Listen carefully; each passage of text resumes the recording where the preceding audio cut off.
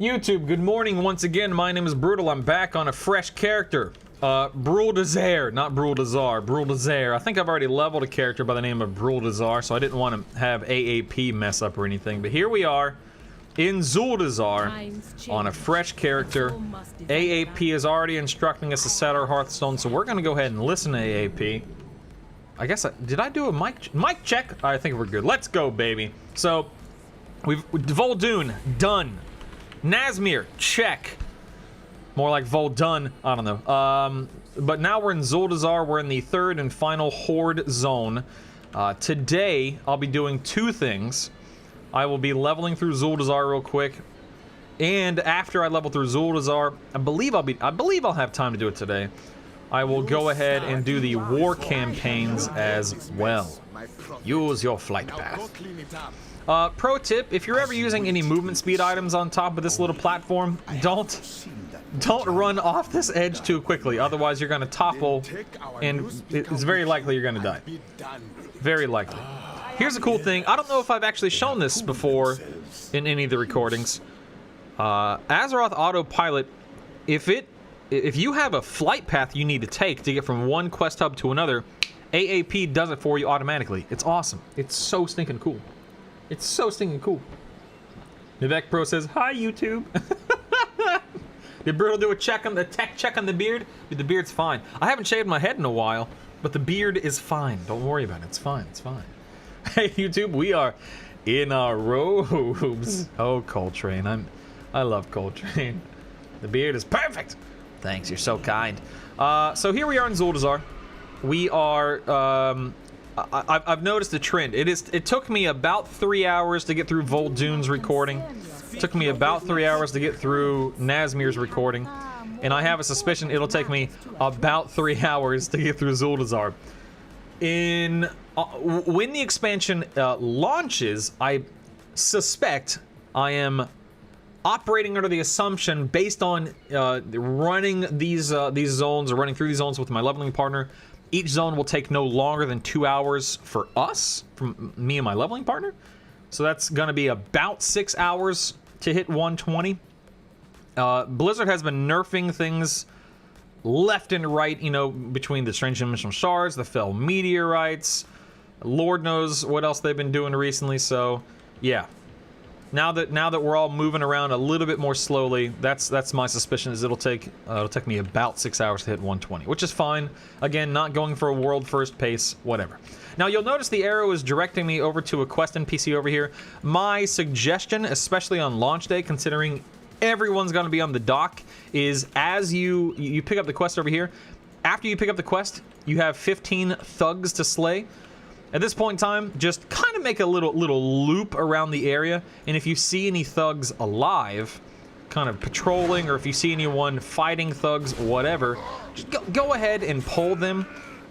You'll thank yourself for being able to tag them and get credit for them in the very near future. Did one just fall through the world? No, I don't think so. Never mind. Anyway, so we'll go ahead and take care of these thugs. We're still playing Destruction, as you can see. Still using the same talents, same PvP talents. War mode is on. Check. We're good there. So we'll go ahead and do this. This guy. How many do I need? I didn't count, not gonna lie. I did not count how many I needed. Whatever, this should be enough. I'll pull these guys back. Now, even though I'm pulling back to my pet, which is not effective at all in terms of time investment and blah, blah, blah, when you have a leveling partner, especially a leveling partner like a Guardian Druid, which is what I have, which is awesome, he's gonna, you know, we can coordinate much more easily as two humans versus a human and an AI. Sorry, pet classes, I play one, but your pet's not always on top of things, if you know what I'm saying. Again, you'll notice that I'm not really using experience banners or, you know, movement speed items, but I'll try to remember to use them as often as I remember to use them. This session, no promises, no guarantees, but I'll do my best, just for you guys. Just for you. I'm going down! I'm going down! Help! Oh, I did it backwards, that's okay, whatever. Whatever. I mean, yeah, I agree, Ramnex. Who doesn't like Coltrane? You gotta be out of your mind. You gotta be out of your mind. Oop, I didn't turn on auto loot. Let me fix that. I knew I forgot something. Okay, so here's a really good topic, whatever you want to call it. You see how AAP is hung up right now and it says, you need to complete a quest. You're 87 yards away from completing a quest. Well, I'm not. I already have the quest. You can see it on my minimap. I can see it in my quest, my quest output here, quest layout, whatever you want to call it. If you ever know, the reason why this got hung up is I didn't hit the exact waypoint to trigger. See how it says to jump off the bridge? I did that a minute ago. If you ever bypass a waypoint, you can click this skip waypoint button. Worst case scenario, if the skip waypoint button isn't available for a specific quest, you just type /AAP space skip. That's all you gotta do. Simple, simple, simple stuff. Oh, I'm not buffed. Man, I am just the worst, aren't I? I am just the worst leveler. Oh my goodness. Oh my goodness. What the heck is wrong with me? See how I'm having to spam my health zone? That happened in yesterday's video too. That's annoying, man. That is annoying. All right, let's go. Boom. Boom. Boom. You're dead. Oh, I need to loot these guys. Hold on, that's important. Oh yeah. Oh yeah. Let's go and get buffed real quick. So on a completely separate note, I forgot to put this on my bar. No wonder I forgot to get buffed. On a completely separate note, my wife is an avid reader. She absolutely adores reading. She approaches reading very much how I approach gaming and World of Warcraft and streaming. It's something she does as often as she can every single day. She loves to read. And she recommended it. I enjoy reading too, but I don't make nearly as much time for it, A, as I should, or B, as much as she does. Well, anyway, she recommended a book for me called Dark Matter by Blake something. I can't remember his last name. Anyway, finished it last night. It's a sci-fi, suspense, thriller kind of book. Pretty enjoyable book. I would, if you like sci-fi, sure, I'd recommend it. Why not? I hate to say it, however, but the ending... I mean, I'm saying 99% of the book, I kept craving more. I wanted more and more and more of the book. I had to keep reading the book. And then the ending came and it's like, oh, that's a bit of a letdown. Not to deter you from reading it, because maybe you'll love the ending. I don't know. But for me, the ending kind of, it didn't ruin the book. It didn't ruin the experience. It was still very enjoyable. And the ending wasn't bad, per se, but it wasn't quite as good as I was hoping it would be. Oh, well. Anyway, let's turn this in. Under whose authority? Yep, still doing stupid voices. Sorry.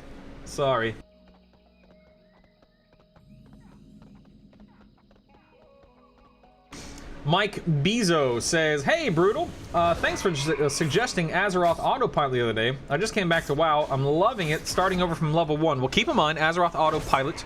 Did I say Azeroth Autopower? Azeroth Autopilot is a, is an add-on... Oh, God, I'm gonna die. It's an add-on for, I'm over here... God, I'm pulling way too much. Even at 110, I'm pulling too much. I'm just not paying attention. It's for levels 110 to 120, keep in mind. Azeroth Autopilot is an amazing add-on, but it is only for BFA leveling. Just for the record. Pro tip, don't blow a ton of cooldowns on this guy right here. You'll be popping Bloodlust and blowing cooldowns in a literal minute, so don't go overboard in this guy. He's not hard. Do not stand in his green crap. He'll spit. I killed him way too quickly. He spits out a bunch of green crap and green circles on the ground. Don't stand in them. They will kill you. It will. I should go back and spawn him again to show you, but trust me, it will kill you. Trust me. Borg asks, how did you do the teleport to New Silithus with your Hearthstone? Do you need to set the Hearthstone to Old Silithus and change it to New? Yes.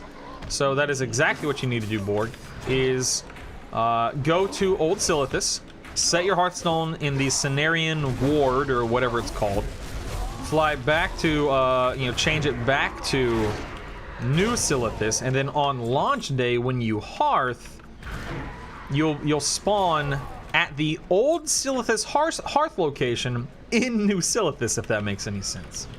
So yes, that's what you do. Chronic says, I hate reading. I don't. I just don't do it nearly as often as I should. When I was a kid growing up, I'm at the ripe old age of 32 now. But when I was a kid in, elementary school, middle school, etc., dude, that's aside from, you know, playing outside and playing video games, that's all I did. I was an avid reader.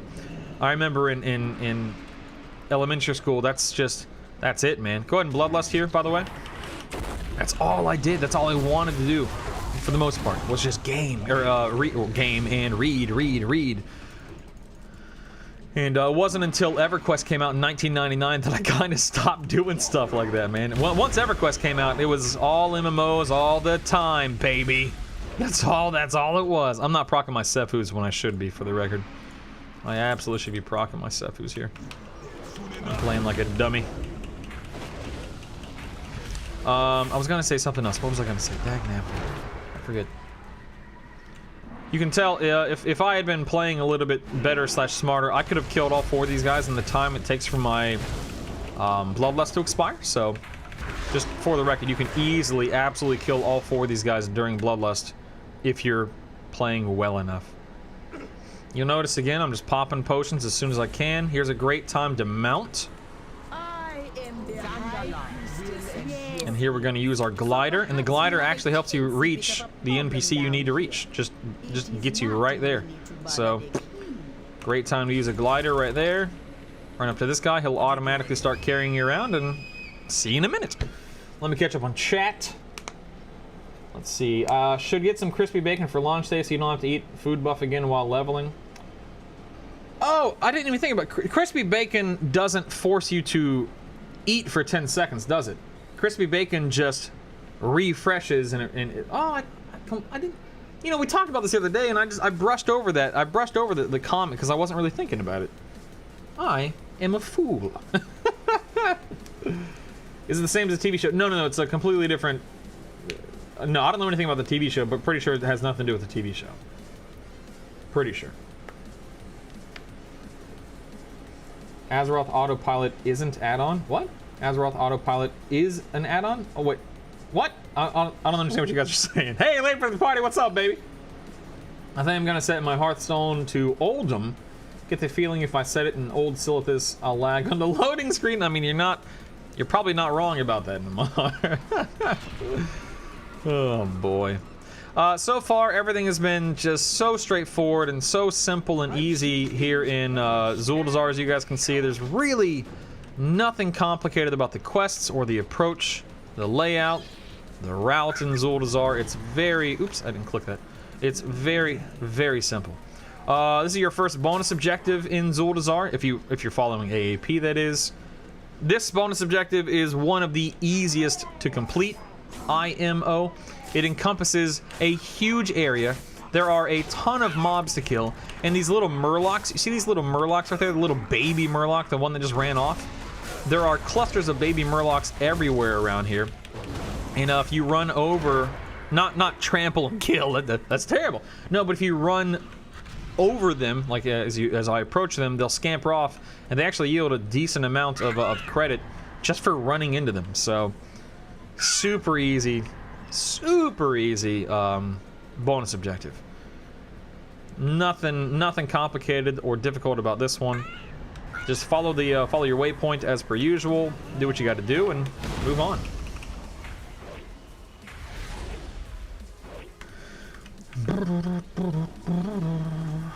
Yeah, I don't know why I completely, glossed over the bacon stuff.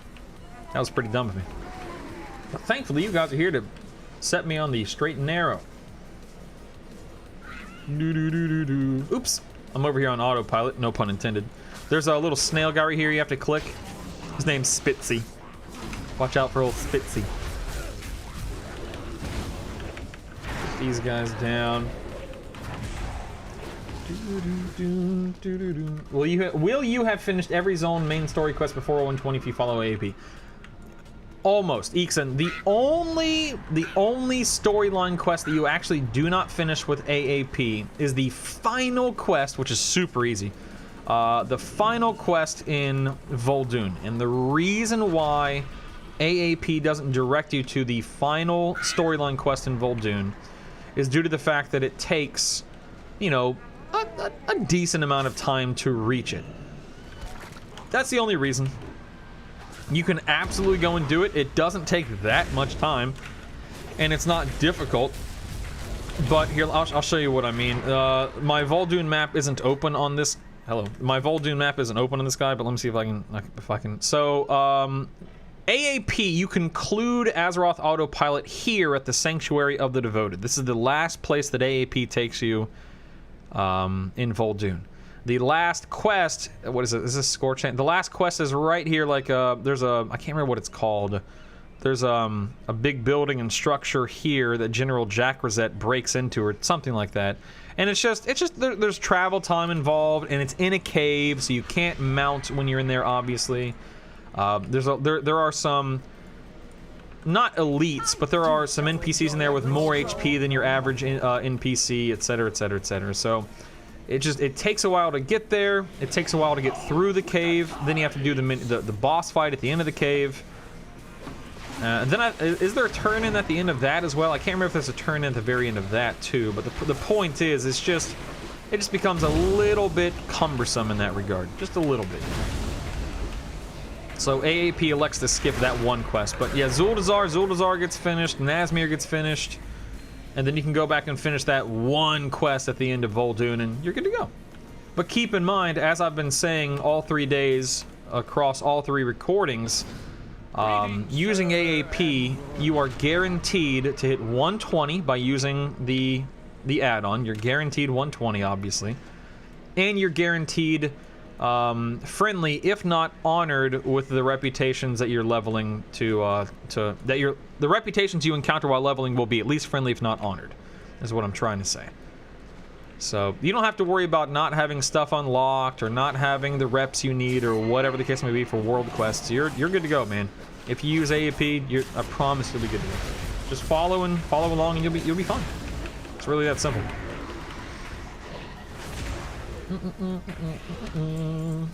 This quest right here might be a little aggravating. You have to go around and kill these Tempest wielders.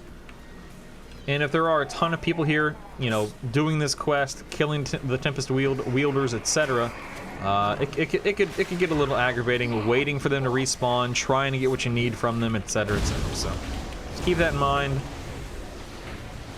What do the Murlocs do to you, Brutal? Nothing. I love Murlocs.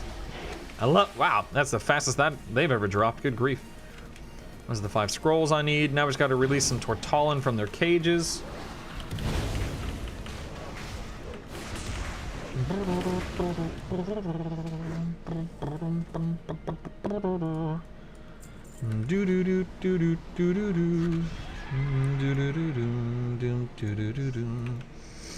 Let's go free accrue.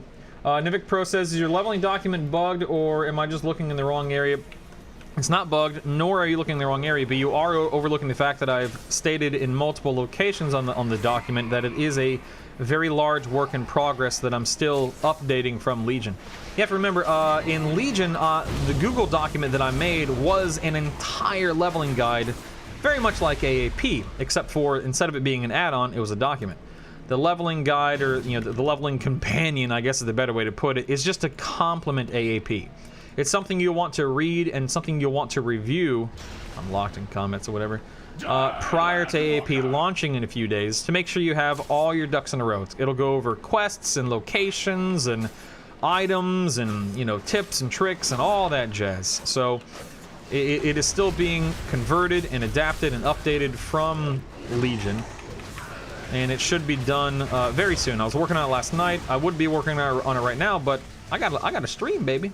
I gotta get through Zuldazar. I'm still in combat with something. It's probably like a little critter, if I had to guess. I hate crap like that.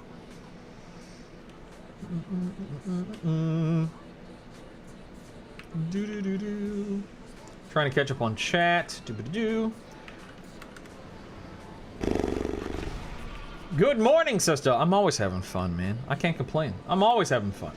Brutal, how's it going? Great, Kelp. How's it going for you? What add-on do you mean, AAP? Is that Azeroth Autopilot? Yes, Azeroth Autopilot. AAP Azeroth Autopilot. Yes, yes, yes. Yes, yes, yes. Let's go ahead and do Tide Mistress here. Proc my Sephuz's secret. I like how this still says Siphon Life. I'm gonna talk. These weak ores are made by an awesome guy by the name of Not. I have no idea why it says Siphon Life when clearly I'm a Destruction Warlock. Let me look at that real quick. Hold on. Let's go to Nuts. Weak Ores here. Siphon Life Bar. Load. Come again? I think it just needs to be changed to... There we go. That should work. That should work. So, well, assuming that that isn't also... Yeah, okay. So, yeah, okay. That just wasn't set to the correct specialization. And, ma'am. Waiting at this Tortallin is in your best interest because not only does he give you a quest, but he also gives you a portal to get back to where you started this area. So, just hang tight. Just hang tight. I've seen things that would scare you shitless. It also tells you, you know, the portal will appear, so don't go anywhere. Now, this next quest is currently bugged on beta. Well, at least it was bugged, you know, last time I came through Zuldazar a few days ago. The add-on will instruct you to use the boat. The add-on will then automatically select where you need to go using the boat. But when you... Oh, yeah, see, you can still see it's bugged. See how it says... see how the quest isn't actually, like, giving you a readout or a report of what you need to be doing? Well, anyway... After you use the boat, we're going to land on the shore, and then you can't do anything. So all you have to do is abandon the quest, and then the Tortallin will continue giving you what you need. So I'll show you in a second.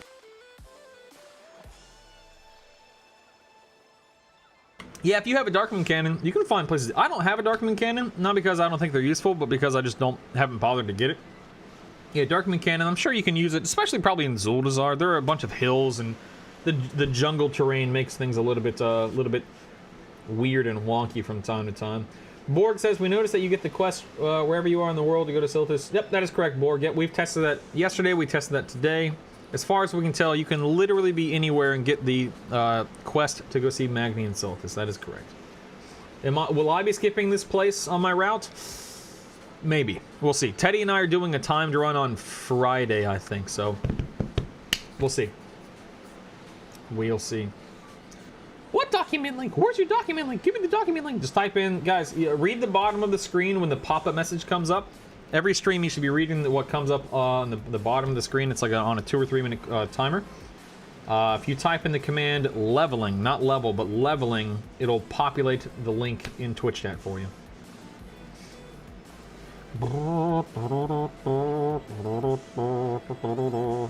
Document editing does not make for good streaming content. I agree. I agree. AP has a note here. If they haven't fixed the quest, leave quest at Roker. I don't see. I think Zyro needs to update. Zyro, you listening? That doesn't make any sense. It should say if they haven't fixed the quest, abandon it. That's what it should say. But that is what you need to do. It's called a different outcome. Just go ahead and abandon it, and then you can pick up the quests. Ooh, I'm on the wrong mount. You can pick up the quest here, and you literally you don't lose anything other than a whopping 1,800 experience from not being able to turn in that quest to that Tortallin. So still the same quest out here, still the same route, still the same mechanisms, and so on and so forth. You don't have to worry about losing out on much other than a whopping 1,800 experience. No big deal. No big deal. I'm gonna go ahead and pull some stuff here. I'm getting rocked, help! Look at that sea brine toxin, baby. I've been dotted. Look out. Look out. The best places to stand next to him, Wild Fox. Listen, I want to say yes. I'd like to say yes. The reality is I cannot guarantee and promise that will be the case on live servers, right? It's entirely possible. It is certainly likely, etc., etc., etc. But I'm hesitant to tell you definitively that's what you need to be doing because it could change. We've seen a lot of changes, a lot of small changes this week with Blizzard fixing, updating, correcting, nerfing, tuning, whatever you want to call it, to the leveling route and the leveling system. I'm not talking about class balancing, I'm talking about to the leveling itself. Making sure things are working, turning off things they don't want to work, so on and so forth. But yeah, it's probably safe to start at Magni, yes. If I had to guess, yes. Wait, is that Horde only? My leveling document? The leveling document is written by a Horde player, me, for Horde players, but it can absolutely still give you pieces of advice, tips, and tricks for Alliance players in the form of, like, you know, hey, collect these items for leveling, hey, pay attention to, you know, this stuff when it comes to leveling, etc., etc. So yes, while it is specifically for Horde players, it's not something that Alliance players can't use at some point in time. So if you're talking about Azeroth autopilot, then yes, it works for both Horde and Alliance itself.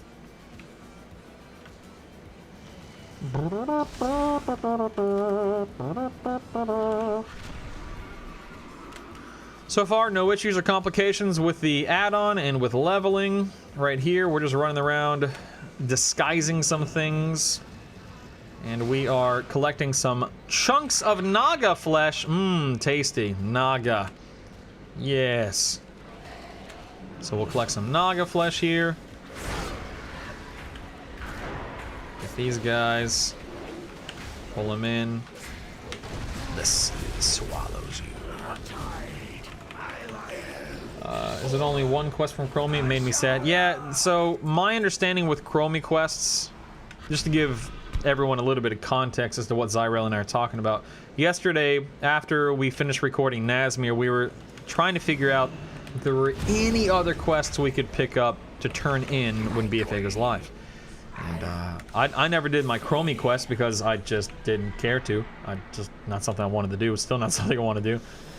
But as far as we know, and as far as we can tell, the Chromie quest, there are only ever...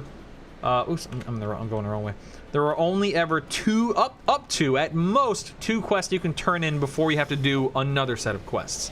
In other words, like, you can pick up Chromie quests, you can get all your ducks in a row, but at most, you'll turn in, you'll just be able to turn in 2. Well, I'm not paying attention to what I'm doing at all anyway.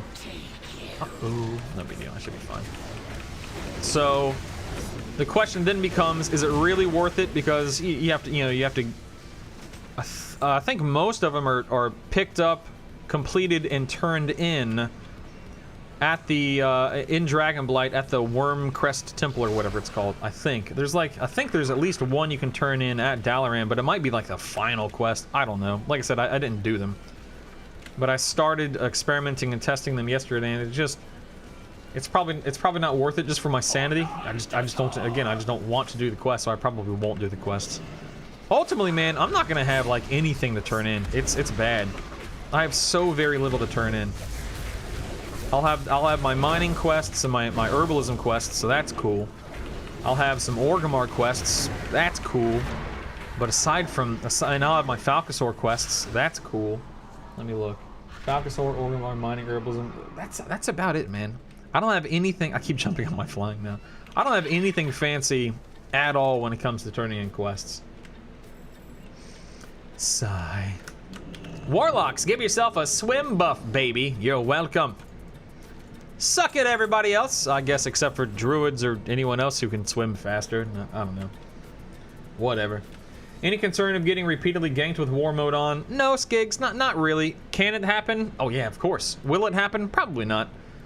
The likelihood of it happening is slim to none. I'm not going to have war mode on for the Magni questline in Silithus. I will have war mode on for leveling through vol'dun, Nazmir, Zuldazar. I will not have war mode on for war campaigns. So that's kind of the layout. That's the expectation, if you will, and we'll see how it goes. We'll see how it goes. I'm sorry, are you draining life? Excuse me? Excuse me? How dare you? Back when you could use Fell Meteorites, you would just launch yourself out of the ocean up onto the shoreline, and you were good, man. It was good. That's all you had to do. Now you have to run. Actually, you can just gun shoot. This will be... Ooh, I don't have gun shoes in my bar. Lol. This would be a really good time to gun shoot, by the way. You're already on the water. Gun shoes lets you walk on water. So gun shoe, turn the stuff in, get a move on. Get a move on. Go. I've seen things that would scare you. Hello, you want to give me a quest there? There we go. Yes, thanks for the sub. Hello! Let's give Brutal's head a rub. Hello, guess what? It's me back at it again with that sub and leave swoop. I am sorry for writing that entire thing. Number one, I like how she read it. Number two, I like how she read it quickly. Like the AI is like... There was far less pausing, far fewer beats. Olive, thanks for the 14-month resub, my man. That's stinking awesome of you, brother. Duke, good morning, sir. Yes, Meteors. Good morning. Good morning. Good morning. Good morning. Yeah, I don't think ganking's gonna be a big deal with war mode. Day one, I sincerely doubt very many problems will arise. I could be completely wrong, but there's a reason why war mode gives you an experience boost. It's to make up for time lost if you do get ganked. But day one, it's incredibly unlikely to happen. If it does happen, it won't happen often or for long.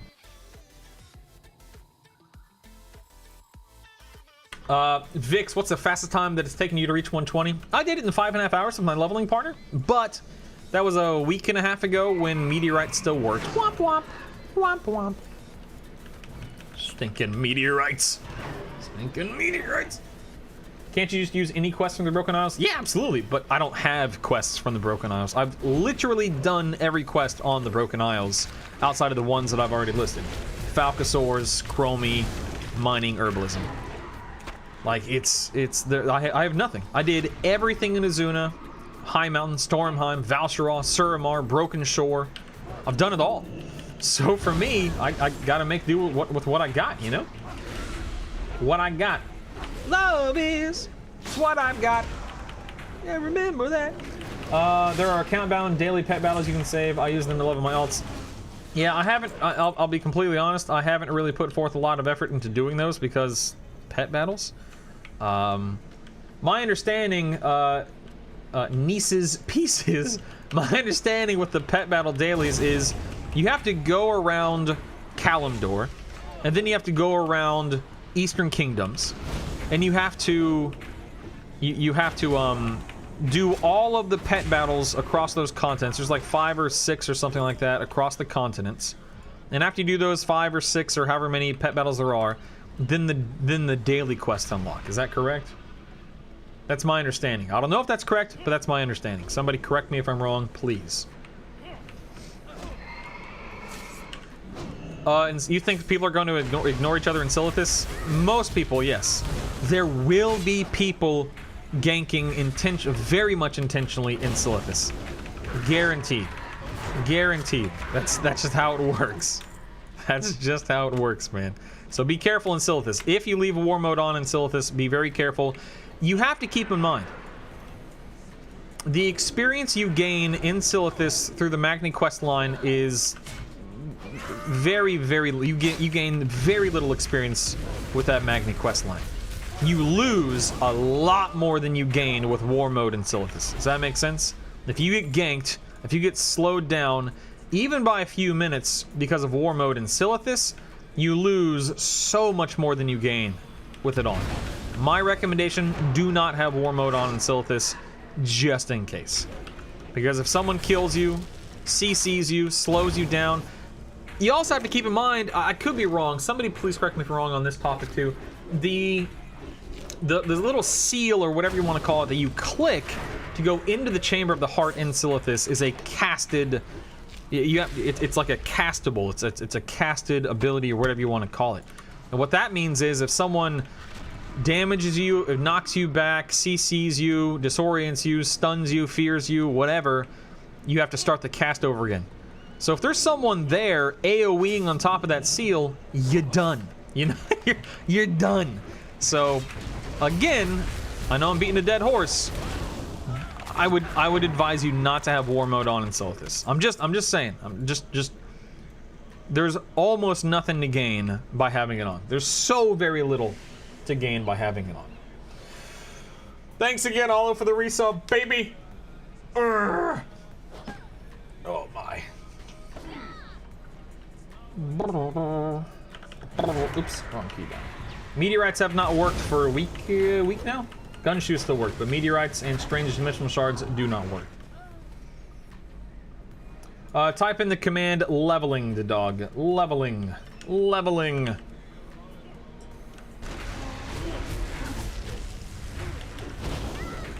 Let's see. I'll take Mad Kimchi, if I want to do pet battles, I'll take out my Game Boy and play some Pokemans. Yes. Yes. I agree, Ixon. If I wasn't worried about speed leveling, heck yeah, that'd be awesome. That'd be awesome. Yes. The whore. Late for the party. Oh man. The horror. The horror. Spit it out. Spit it out. What do you So you do get a quest from this guy to go kill, to place a bomb and kill a captain, and it's worth a whopping 18,000 experience. It's not far by any stretch, but it's far enough to where it doesn't make sense to invest the time into doing this one lone quest. So if you're worried about speed leveling, you'll skip this quest. AAP advises you to use your Hearthstone. That's what we're doing. So there you go. You do him an alternate. Oh, okay, I see Nieces. I see. Okay. I'm over here. We must unite. Got the elevator. I don't think it's interruptible, says Allo. I could be wrong. Heard the last expansion Blizzard did something against lagging at the start. Yeah, it's called sharding. The same technology exists today as it did then, and it's probably even better now. Oh, dagnabbit. Butcher your eyes. Nobody saw that, right? No big deal. I thought I was already up top. I wasn't paying attention. That might have been a mistake on my end there. No big deal. We're moving on. Moving on. Hey, Dr. Snuggles, what's up, man? Day 7 of the meteorless age. Oh man. Hearthstone at Old Silithus. Switch back to New Silithus. Yes, and you do that before the expansion launches, to be clear.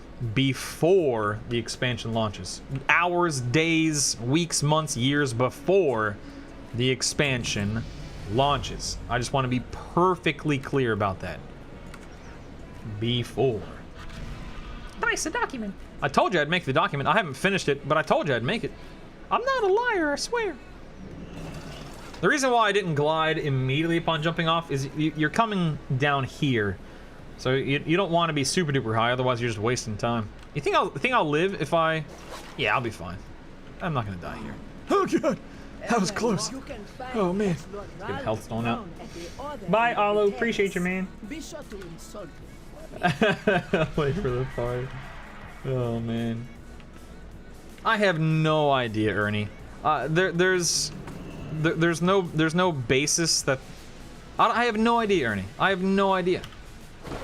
When I finish every zone using AAP, when I finish a zone using AAP, I'm well into friendly, if not honored. You know what I'm like? Look, I'm already friendly with honor bound, whatever the heck that is. What faction is that?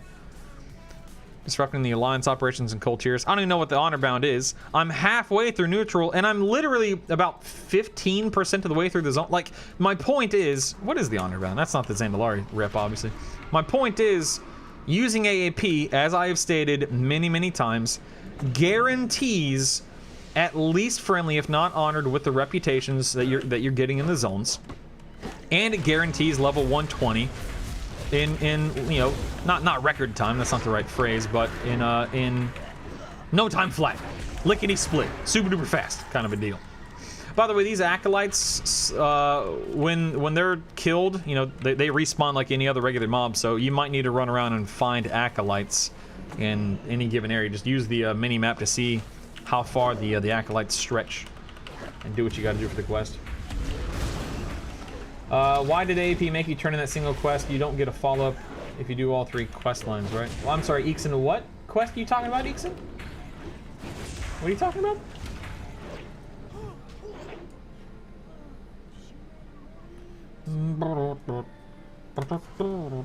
Eat breakfast, then eat lunch. Dr. Snuggles.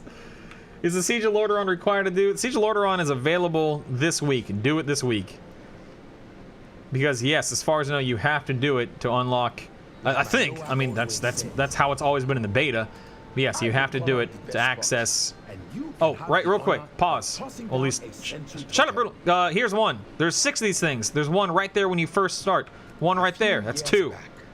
Then there's 3, and then there's one up here to the right. So 3. And then there's the 4th one right here. And then 5, and then the 6th is up here on the left. Sorry, I was saying something, but I had to show you guys where these things are. Otherwise, I mean, otherwise you'll just be flying around forever looking for them. You can get it within seconds of starting the quest. All 6 of them. Boom! Inside Zanchu, I will leave you with Lottie. Let her know the cause of all this trouble may lie within Zanchu itself.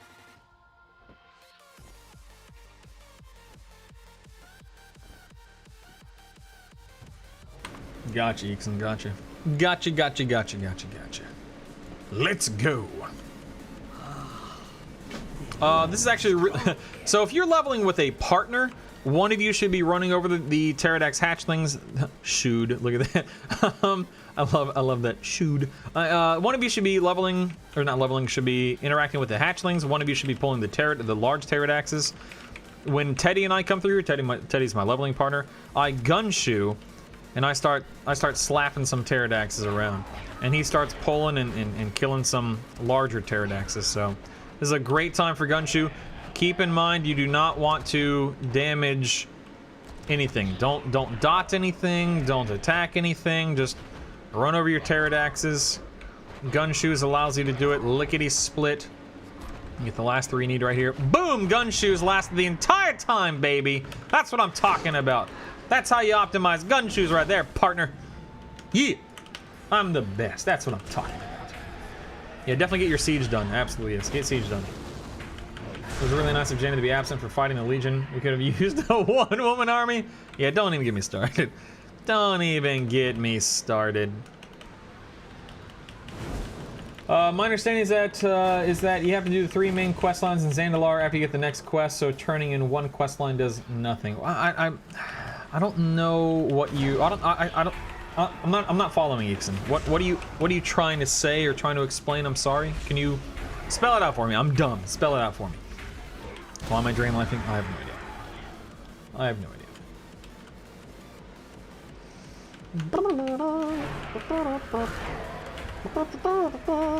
Can't get that song out of my head now. Do you recommend leveling a destruction or affliction? That's a great question and one that's difficult to answer. So if you level as destruction, you destroy. Plain and simple. You do crazy amounts of damage. If you level as affliction, it's way easier and more likely you'll be able to tag mobs for quest credit. So it just depends on what you need in any given situation. To kind of give you a little bit more context and understanding, kid, I'm going to be starting as destruction because of the amount of damage it does and the burst it does and blah blah blah. And then if I need to switch to affliction due to everything being killed and tagged so quickly, if I need to switch to affliction, then I can. It's not a big deal. Okay, I need to pause real quick and show you guys something. This is really important. Let me do this. Hold on. Whatever. I don't know why I'm even trying to fight this thing serious.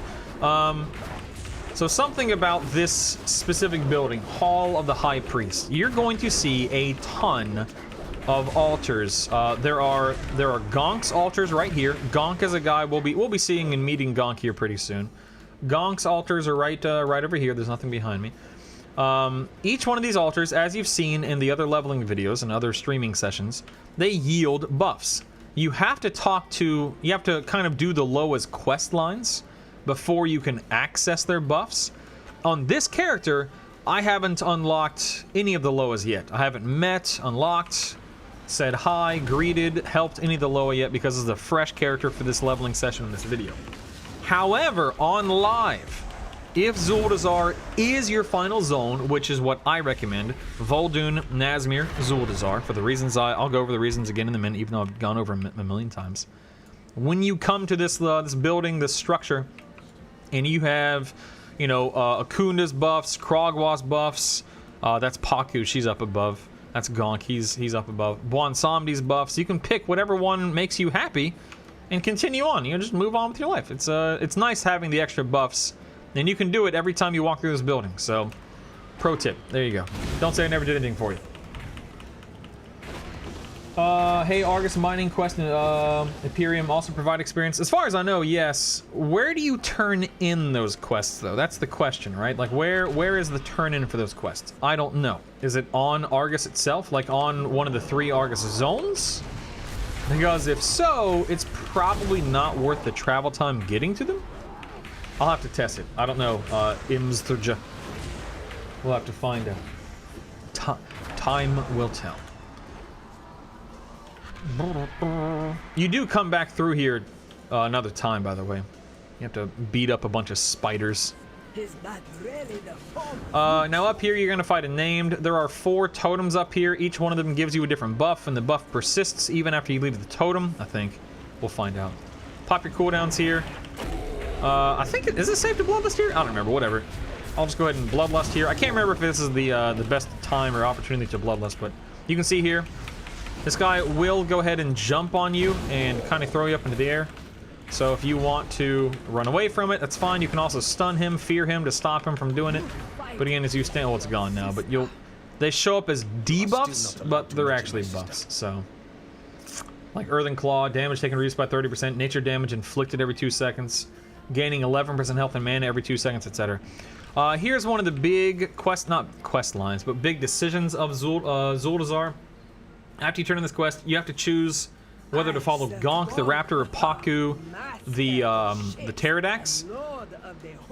Choosing Gonk increases or shortens your leveling speed by like 15, 30, 45 seconds. It does help you level just so much. It doesn't matter. Like, it helps you level just a tiny bit faster. But Paku is a much better choice for the long term. Gonk helps you level just a tiny bit faster because the quest line is a tiny bit shorter. But Paku gives you, I'll show you what Paku does for you in a few minutes. So, jump on the Pterodax. If you select Paku, you'll ride off into the sunset here. I know I did a bad job explaining what I was trying to think there. I couldn't formulate the words or the sentences, but ultimately, I think Paku is the smarter choice, especially for max level content.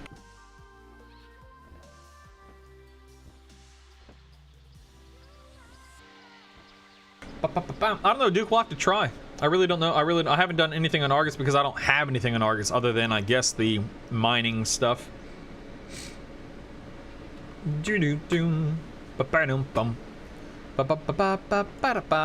Paku is a Loa, the Lord of Winds. It's actually a she, I think. He is a she. And Gonk is a raptor. They're both really cool. I like them. Have you come to You literally jump off the cliff. That's not an exaggeration. It's not hyperbole. You jump, and then an NPC will save you. At this point in time, you're flown back to the Great Seal, so you can just AFK for a few minutes. This is where... this questline right here is why choosing Paku is slower than Gonk, because if you had chosen Gonk, you would have already been back into the leveling route. You would have already been zipping off to the next area. But Paku for world quests and for getting around Zuldazar is way better due to the fact, well, again, I'll show you what Paku does here in just a minute. But it's way better in every other aspect. Yes, Gonk helps you level a tiny bit faster because the questline is shorter, but Paku helps you get around the zone, especially at max level, much more easily. Much more easily. Hope everyone's having a great day. So here we're just going to turn in the quest, pick up the buff. This is the first buff we'll be getting. This is a movement speed buff, which is nice. Haste increased by 5% and movement speed by 25% for 15 seconds. It's a proc. At this point in time, so for the rest of Zuldazar, you're going to want to look out for these little Paku totems, because when you click one, it teleports you, it flies you from one area to another. The ones that you want to use are integrated into the add-on, as you were about to see. Bloop. And you'll just get flown up top here, and it saves you, X seconds in every area that you use it. It's awesome. Now we'll go accept the quest, and we gotta head back inside, and yeah, we'll keep on keeping on. Speak your business. Do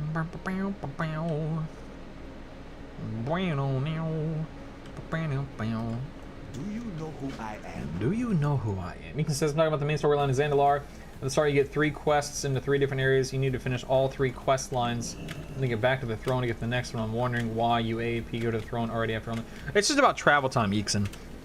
So, if you try to, do one area and then walk to the other area that you're referring to, it's slower than returning to the Great Seal and gliding, or, you know, doing whatever it is you got to do to get to that next area. That's the reason why. I know that we're coming back to the Great Seal, technically more than we should, but this is just ultimately a faster option due to how it all works.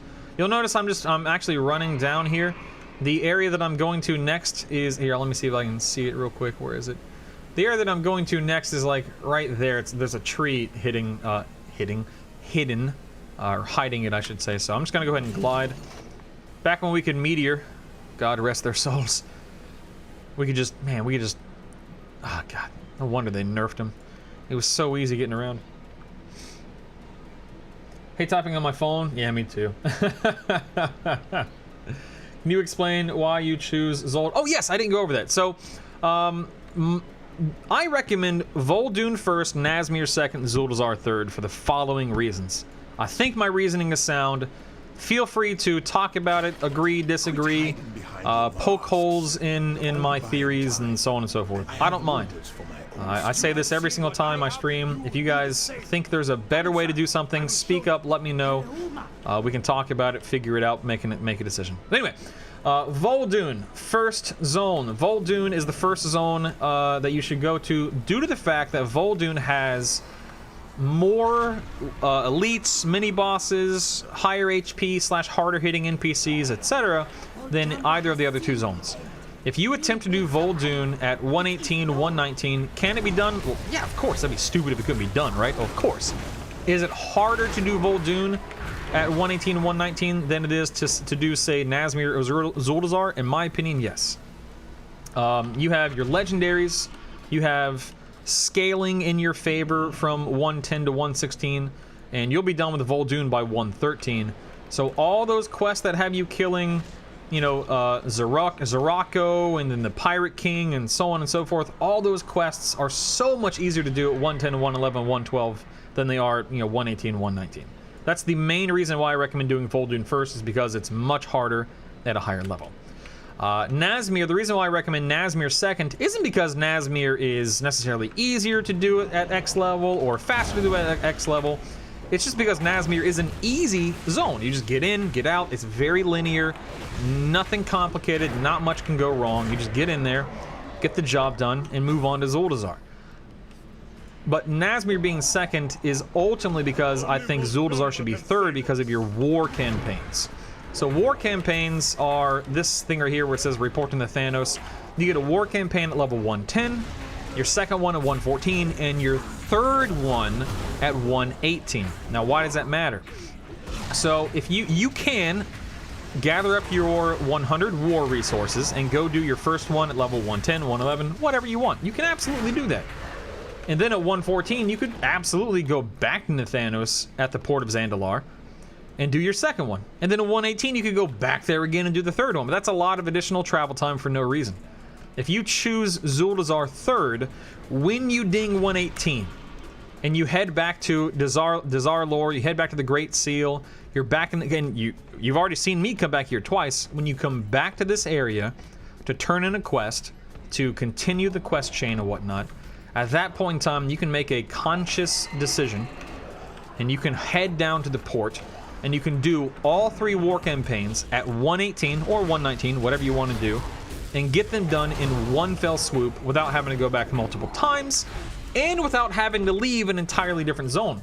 Like if you're doing Nazmir last and you want to do your war campaigns before you hit 120, which you should probably do because they are a bit harder at 120 and you got to do them to unlock world quests and blah blah blah. If you're in vol'dun or Nazmir, at that point in time, you're wasting so much time traveling back to Zuldazar, doing something you could be doing while you're in that zone leveling already. So, all that to say, that's why. That's a why. Hey, Krona, what's up, man? Yeah, Krona, just skip it all, dude. Skip it all. Hey, Clicks, what's up, man? If you have any questions, let me know. I had some huge bug yesterday in vol'dun killing that guy who comes in the pirate ship. Oh god, Bucko, do not do that quest chain. That is a quest chain that is intentionally skipped by Azeroth autopilot because it's more difficult than your average NPC, or he's more difficult to kill than your average NPC. He's scaled, that entire island is scaled poorly. And we're talking about, just so everyone knows what the heck we're talking about, here in vol'dun is, there's a pirate island right here where you collect treasure, kill some spirits, and then ultimately kill a pirate king, like a troll skeleton pirate king. Everything on that island is scaled way too high. So if you go there at 110, God forbid if you go there at 119, you have a higher potential. There's no guarantee. You might have an easier time than I do, but there's a higher potential, greater potential of you getting rocked on that island. Additionally, and this is something I said in the vol'dun video, additionally, the stupid pirate king can bug out and never jump off the boat. But he can still hit you and ultimately kill you, but you can't do anything to him. So right now, skip that island. There's also travel time to and fro the island. Just skip the island. That's one of the biggest pieces of advice I can give you when it comes to leveling in vol'dun. Is skip that island. It ain't worth it. I promise, it ain't worth it. Go ahead and gather up these mine slaves. There we go. Boop. Grab this quest. Kill this guy real quick. Hey, Chelly, good morning. The name of the quest item is Azeroth Autopilot, or AAP, Dildadar. Morning, Frosty. Morning, Atros. Fighter Chow, that's what I'm using, that's what I recommend. Yes, sir. Yes, sir. Lower above, just let me finish. Let's kill this Chosen.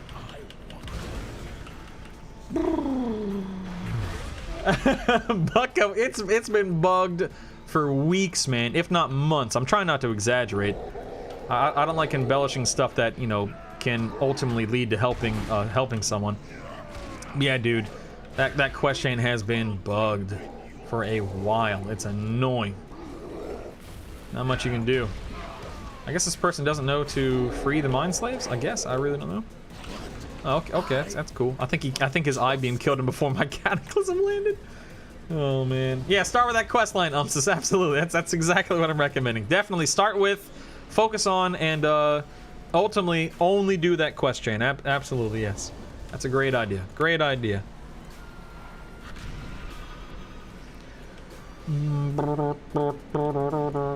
Okay, so remember how I used that bloodlust at that one troll atop of this area right here? If you're leveling quickly enough, which I think is going to be the case for my leveling partner and I, there's an NPC we're about to kill up here that you definitely want to use bloodlust on. So using bloodlust where I used it last might not be in your best interest if you're leveling really, really quickly. I don't know, you have to make that determination on your own. Oh god, so many people are gonna get stuck on the island if they're not familiar with the leveling system, Bucko. I completely agree. It's gonna be crazy, man. It is going to be nuts. Let's go turn in the quests, boys. Don't worry about aggroing anything. It's not a big deal. Turn in your quest here. Now, this quest chain right here, there's a little trick. Well, it's not a trick, but you do not have to fight anything here. If you have, especially if you have something that stuns and fears and whatnot, I'll show you what I mean. So don't worry about this guy.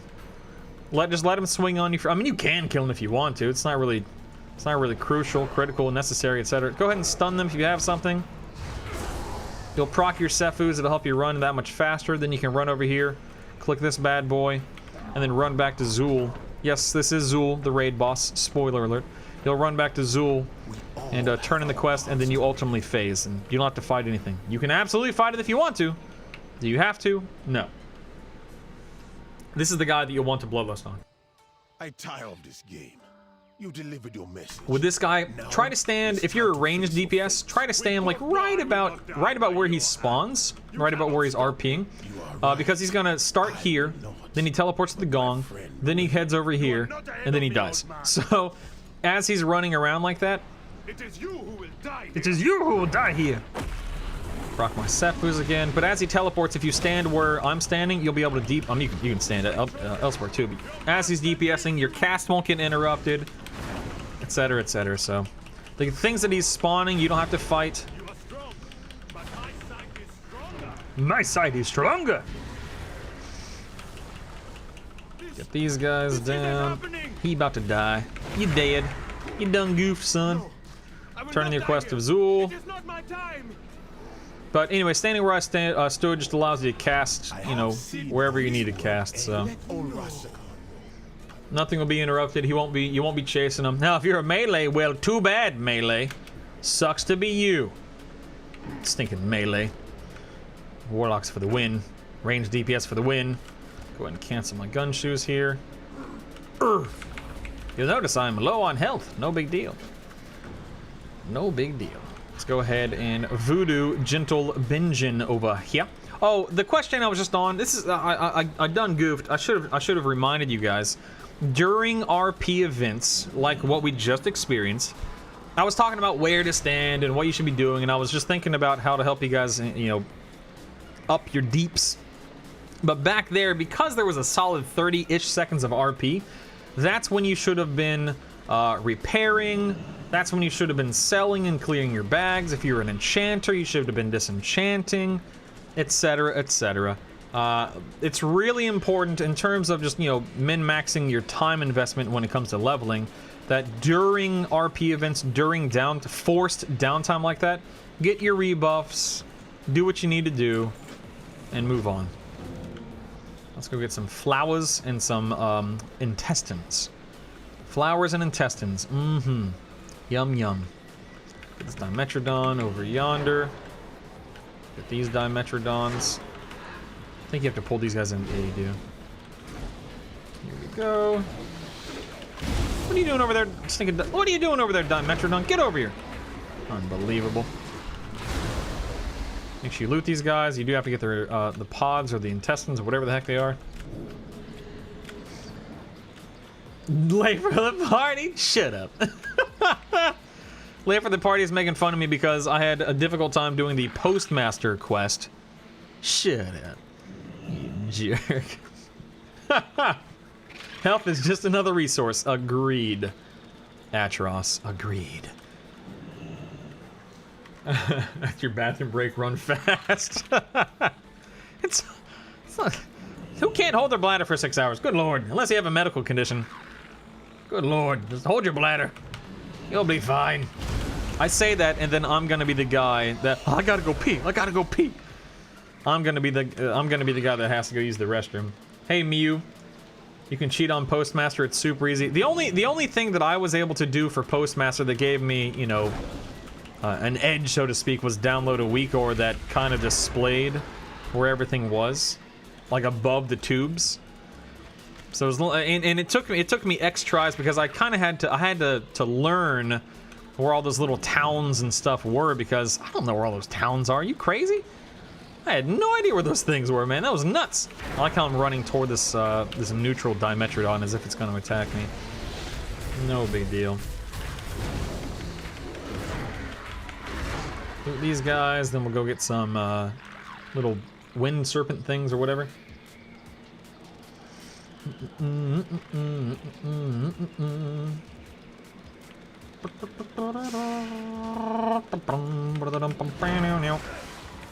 pull these guys. We might as well pull these guys too. Why not, right? Hold on, someone said something I want to talk about real quick. Give me 1 second here. Ald says you should never disenchant. Learn inscription. Use the new Obliterum Forge, called a scrapper, by the way. For those who don't know what he's talking about, it's called a scrapper. Use the scrapper for the Darkmoon Fair terrain. So hold on, never disenchant. Well, how are we supposed to enchant our gear? Of course you need to disenchant, man. Listen, not everything should or needs to be scrapped. As an enchanter, and as someone with a decent amount of gold, like, I'm not that worried about scrapping everything. I'm more worried about, you know, disenchanting some stuff, getting some the materials and the stuff that I need to enchant gear for me and my guild, viewers and blah blah blah. Well, I guess he'd have to be in my server, but the point is, I'm more worried about getting enchanting materials than Darkmoon Fair materials. Just to be blunt, I'll be that guy. I'll buy what I need to buy, right? I'll buy what I need to buy for the Darkmoon Fair trinkets, assuming they're even worth using. They almost always are. But I'll buy what I need to buy. I'm an enchanter, man. I'm gonna unless there's a bigger or greater reason to scrap everything, then I'm just gonna disenchant.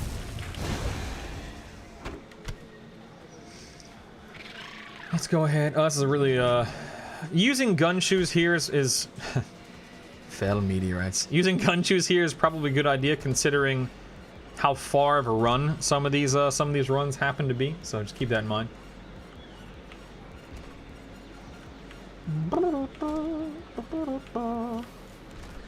Go and get these.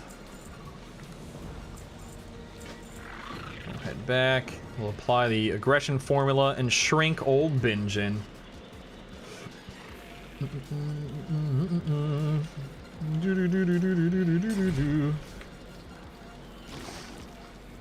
We'll do that. Then we'll go click on the stuff over here with the female Brutasaur. Oh, I mean, I completely agree. There's absolutely a reason for the Scrapper to exist. Absolutely. But to say you should never disenchant, I think that's a little. I think it's exaggerated a little bit. There are definitely plenty of reasons to disenchant. Your gear needs to be enchanted, or should be enchanted. If you're not enchanting, shame on you. And there are people like me that, you know, I'm not gonna fret over having to spend gold and so let me talk about what's going on right here. The reason why I got knocked away from them as NPCs, the female Brutasaur, that one right there, that I just clicked on those, like that picnic basket and that incense or whatever it is in front of her. There's a certain amount of time between when you click on them and when she responds to you clicking on them. So if you run back to this camp right after you click on them, the RP event eventually catches up to you, and then it knocks you back because the Brutasaur herself is what's actually knocking you back. It's just that your character has moved on from where the quest sequence actually takes place. I don't remember what I was saying. I was saying something, it was probably something stupid. Let's go apply the aggression formula again, then we'll go to the cave. Is there anything you need to be doing on live before BFA? Plenty, yeah. Other than obligatory raid nights. If you type in the command leveling and read my my leveling companion to AAP, you'll see that it's currently a work in progress first and foremost. And by the way, YouTube, the leveling companion is linked below in the video's description, just so you know. But yeah, there is a leveling companion that I have started updating and building, and it will be finished in the next day or two. I didn't have time to finish it last night, but it will be finished relatively soon. Let's go ahead and pull these guys.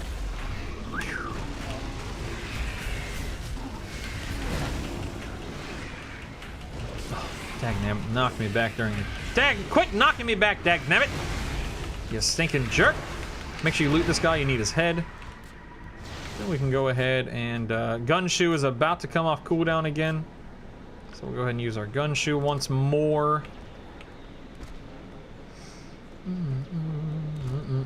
I mean, Alds, again, like I was saying, Darkmoon Fair trinkets are almost always best in slot at the start of an expansion. I'm not debating Darkmoon Fair trinkets. I'm not debating their validity, their power. All I'm saying is to say that, you know, if you're an enchanter, you shouldn't be disenchanting. I think that's not entirely true in all situations or cases. I don't know where I was going to the next quest chain like a dummy. If you want to disenchant, disenchant. If you want to scrap, scrap. Ultimately, what I was trying to convey and communicate to you is that during downtime, during forced RP, clear your bags of whatever you need and want to clear your bags from, reapply your buffs, which I need to do, and make sure you're staying on top of things. That way you're not in the middle of a quest chain and your bags are completely full and just you're screwed at that point in time, you know what I mean? I'll go ahead and buff now just for the sake of buffing. Yes, glitch, leveling add-ons work, or the AAP works for both Horde and Alliance, yes. Ugh. Falcosaur ones, Miyu. I'll be doing the Falcosaur quests. There are some quests in Orgrimmar, mining and herbalism quests in Dalaran, and potentially pet battle quests. I don't even know if I'll get around to doing them, to be honest with you. We'll see. We'll see. Let's go ahead and just remember, friendly reminder that you have tufts, or you can have yaks and iguanas and hoverboards and stuff like that to help you out here if you need or want to use them. I wouldn't necessarily recommend using a yak here. It's a little bit of a shorter run than what the yak provides, but you can if you want to. You can if you want to. Is it worth having a Legion Emissary cache ready to turn in at launch? No, they don't provide any experience, Little Steer. world quests outside of Legion Invasion, so regular world quests, emissaries, Paragon emissaries, all of that stuff does not provide any experience whatsoever. So no, there's no reason to do that. Get your flight path and go collect some plants and stuff. Hey, how are you doing, Mr. Phantom? The Falcosaur quest that we keep referring to, there are 4 Falcosaur areas. I think it's 1 in each zone, so 1 in the Zuna, 1 in High Mountain, etc. There are these little tiny orphaned Falcosaurs that you can feed specific food to. Uh-oh, I was gonna go and kill these 5. You can feed specific food to, and then they become a pet, like, you know, a battle pet for you as a player. And then you can level them to level 25. Here's my pet journal. This little guy right here, see this little Falcosaur? You can level them to 25, and then at level 25, when you interact with them, at that point in time, then they yield, I think it's like 16,000 experience. And then you can go on some, there's a big long quest chain you can do with them to ultimately get like a mount or something, but that's not the purpose. The main purpose is to get the experience from them at that first quest turn-in, the level 25 quest turn-in. My leveling partner loves this quest chain right here. Oh, that's a bug. Because he has like a very specific route he takes for these Dimetrodons and stuff. But I'm not really following with that route right now. I'm just kind of just running around clicking stuff.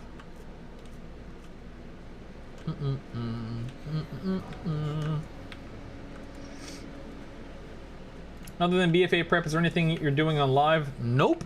We did, what is today? Today's Wednesday, right? Lethal, the guild that I raided with, we cleared... Actually, we didn't even clear Mythic and Taurus last night. We just did Grothy, Agrimar, and Argus.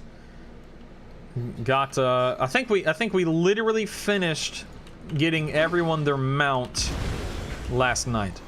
We first killed Mythic Argus in January? I think it was January of this year, so what, 7 months ago? First killed Mythic Argus 7 months ago. We started, you know, everyone who wanted the mount got a mount initially, then we started selling the mounts for gold, and then over the last month or two, while every week that we killed Mythic Argus, we made sure that anyone who wanted the mount, excuse me, got that mount. So, and that was, you know, it's our last week killing Mythic Argus. We're not going back next week. Ain't that crazy? Like, dude, we are less than a week away. Isn't that insane? We're there, man. Well, almost, I suppose, but still, we're there. It's nuts. It's nuts!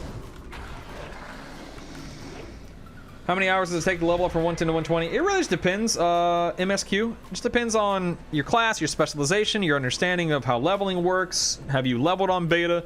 Have you tested leveling? Are you using Azeroth Autopilot?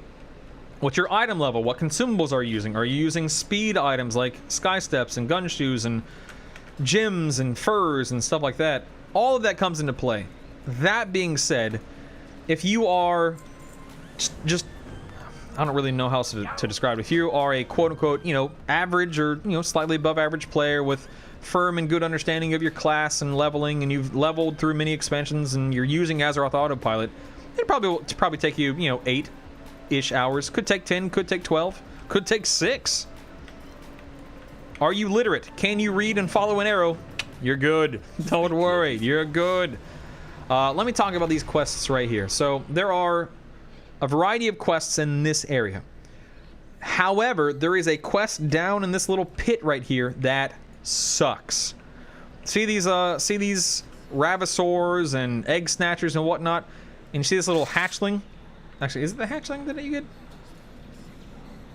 Yeah, command your hatchling to fight. So you have to, for a quest that we're skipping, by the way, you have to instruct your hatchling to attack something down here. And I think it's a 10-second cooldown, and you have to do it 12 times.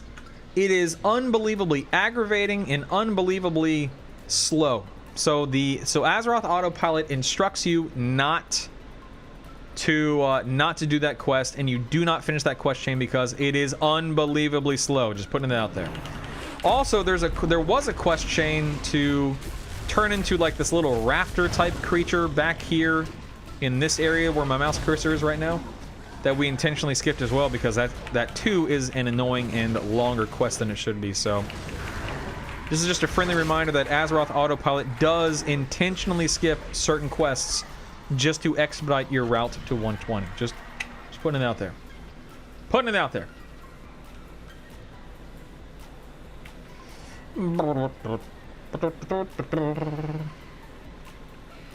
Oh, Miyu, that stinks that you messed up one of the quests. That stinks, man. That stinks. I hate battle pets as well. I don't want to do them, but I ultimately might just for a little bit more experience. We'll see. We'll see. We'll see. Any idea when they'll be shutting down the beta realms? No, I don't have a dang clue.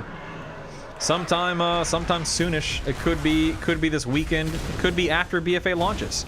I beta tested Legion a ton, just as much if not more than I beta tested BFA. And I seem to remember the servers being up until Legion launched. I could be wrong. I could be misremembering. Make sure you loot this for the plume feather. That's a good time to gun shoot out of here. I seem to remember that being the case, but I could be wrong. I wouldn't be surprised if BFA beta stays up until BFA launches. But I could be wrong. Go ahead and grab this. Or not grab, I'm sorry, turn these in. Ooh, a new shoulder power available. Alright, nice. And notice the gun shoes basically last until we need them to up here.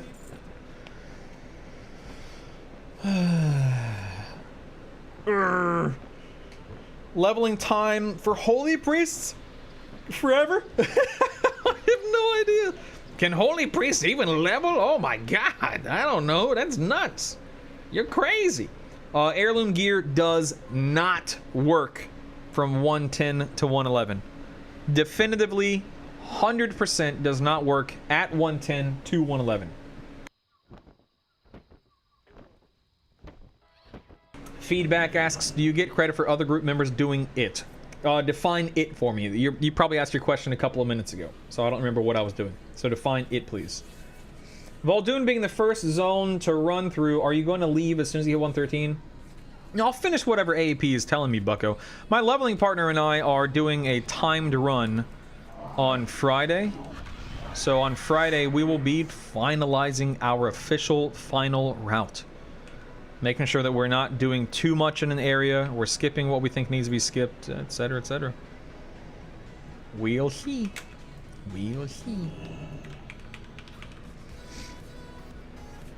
Do, do, do, do, do, do. Oh, the annoying pet quests. No, you have to do them individually. Yeah, that's the thing. If you and I were grouped together, and Bucko was grouped together, and Chronic was grouped together, and there were 4 or 5 of us in a quest, and when I tagged one, you tagged one, and he tagged one, and he tagged one, we got credit for 4? No, you have to individually tag them. And keep in mind, when I tag an NPC down there, if I tagged one of those raptors down there, you cannot tag it as well. That's why you skip that quest, man. It's garbage. Do not do that quest. It is seriously awful. Do not do that quest. When one person tags it, it prevents anyone else from tagging it, whether you're in a group or not. It's just terrible, man.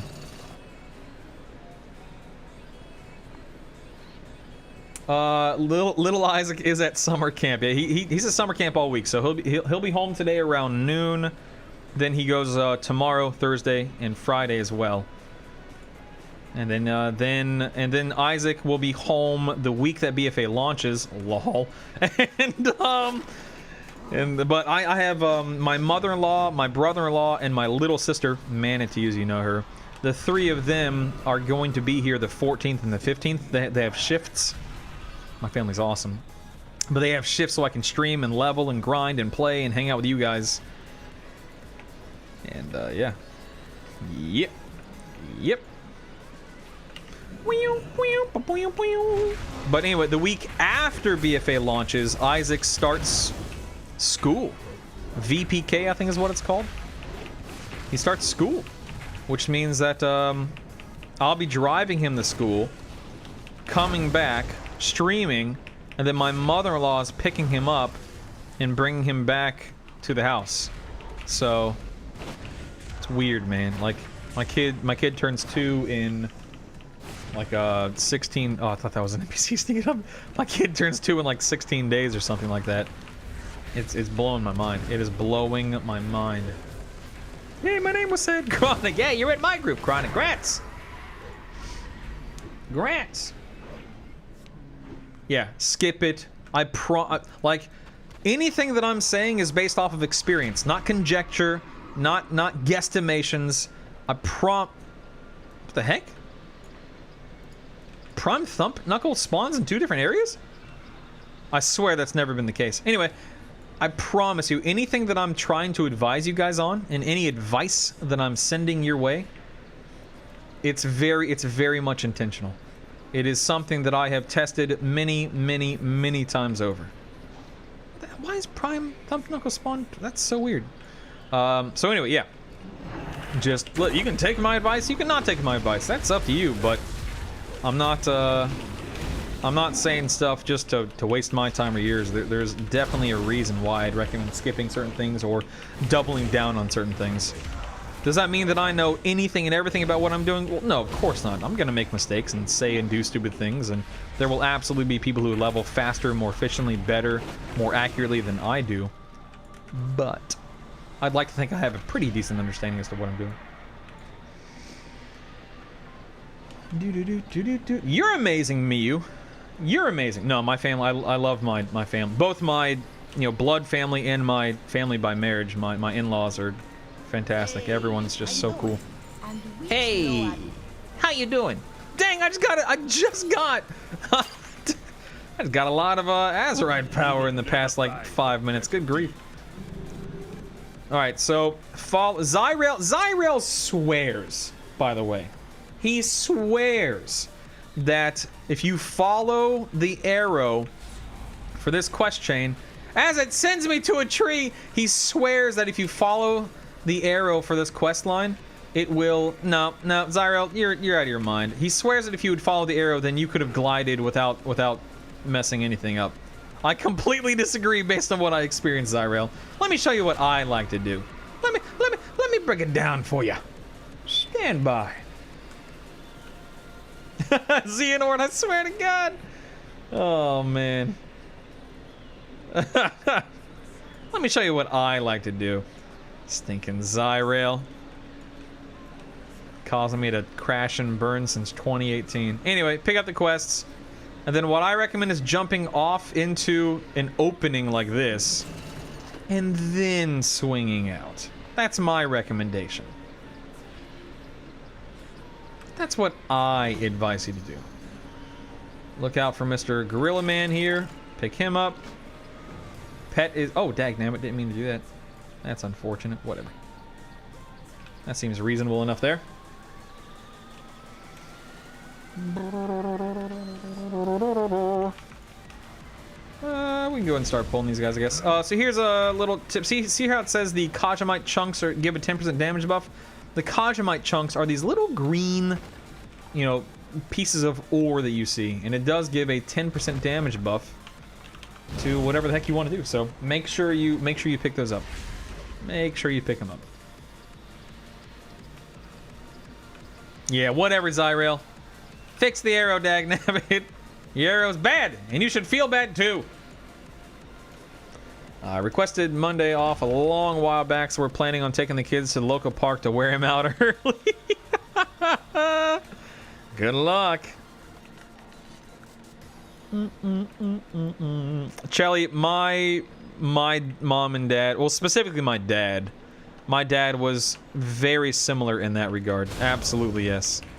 My dad did everything in his power to lovingly embarrass me in front of friends, girlfriends, or whatever the case may be. I remember for my 13th birthday, 13 was a big deal for me because that's when you officially become a teenager, according to society and whatnot. 13, you're a teenager. You're not a preteen. You're a teen. So when I turned 13, I had some friends over, and we were just hanging out and goofing off and having fun. And my mom and dad, and this was back in February of 99, because I was born in 86. So February of 99, my mom and dad literally bust out one of those old school projectors. I'm not kidding, like real with reels and film and projector, and you project it onto a wall, turn the lights off, like an old school projector that they had they had film, I guess, back when I was a baby. They had filmed me running around naked, of course, you know, bathing naked. I don't know why you'd bathe with clothes on. You know, I was like, you know, 1, 2 years old in these films and whatnot. And they're like, hey guys, come watch this whole movie. And they had, you know, all my friends were watching, and I was both simultaneously embarrassed and just happy because, you know, it was fun and funny and goofy, and but, you know, mildly embarrassing because everything's embarrassing when you're a teenager. So my dad was a goofball. He was a goofball. Since Ella doesn't like to nap, she tends to go to bed fairly early. Yeah, Isaac is starting to lose interest in naps. Like, he does still nap, but there's no guarantee he'll be napping for long. No guarantee at all.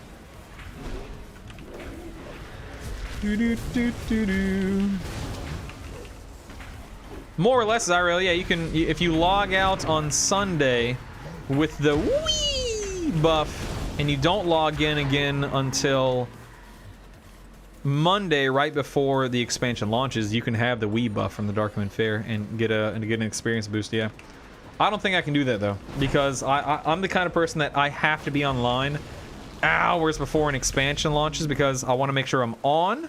There's no queue, there's no waiting, there's no guarantee that authentication servers won't get busted with so many people trying to log in. There's so many things that can go wrong. Listen, if you want to play that game and risk it, then don't let me stand in your way. But for me, it's not worth the risk. If I was going for World First, I'd be doing some crazy stuff like the Wii buff. But listen, man, I don't care about World First. I don't care about Server First. I just care about leveling quickly. But that means I need to be online to level quickly. You know what I mean? Like, I got to be online. I don't want to risk it. I don't want to risk it. Yeah, but even being on a different character, that's all well and good, but that doesn't help me make sure that I've got all my ducks in a row for my main character, you know what I mean?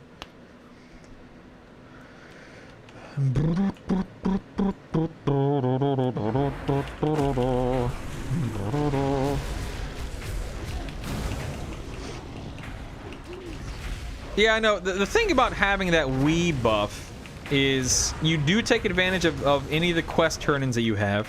But then you have to do the Magni quest chain, which is a couple minutes long. You have to do the Stormwind scenario, which is, you know, 10 to 15 minutes long. Then you got to do the RP getting through the Zuldazar introduction, which is, you know, 3-5 minutes long, however long it is to you. Oh man, I'm an idiot. I forgot to kill the one extra gorilla I needed. I wasn't paying attention because I'm talking like a dummy. The point is, you know, you'll have, in most cases, at max 30 minutes, which is certainly better than 0 minutes. But just, I'm not that worried about it. I'm not that worried about it. You, your dad, or Isaac? My dad had a very dry sense of humor, like Sahara Desert dry sense of humor. He was unbelievably dry. I'm just a weirdo, goofball, too loud, you know, too loud, not that funny kind of person. I try but fail miserably to be funny kind of person. Isaac's just adorable, so anything he does is adorable and hilarious. Okay, so here is... This is one of the quests where you have to actually glide or you can glide. My recommendation, don't follow Zyrel's arrow. Don't do it. Head up here and then make your way. You use a little bit of common sense. Keep your eyes on the prize.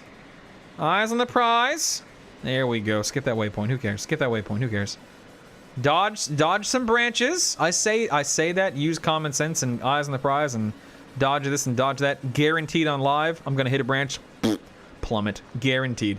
Guaranteed on live. That's what's gonna happen. Anyway, then you come here. Get your flight path. Turn your quest. I am listening. Head up. Look at that, man. Look at that. Oh, precision, baby. Precision. That's what I'm talking about, man. That's what I'm talking about.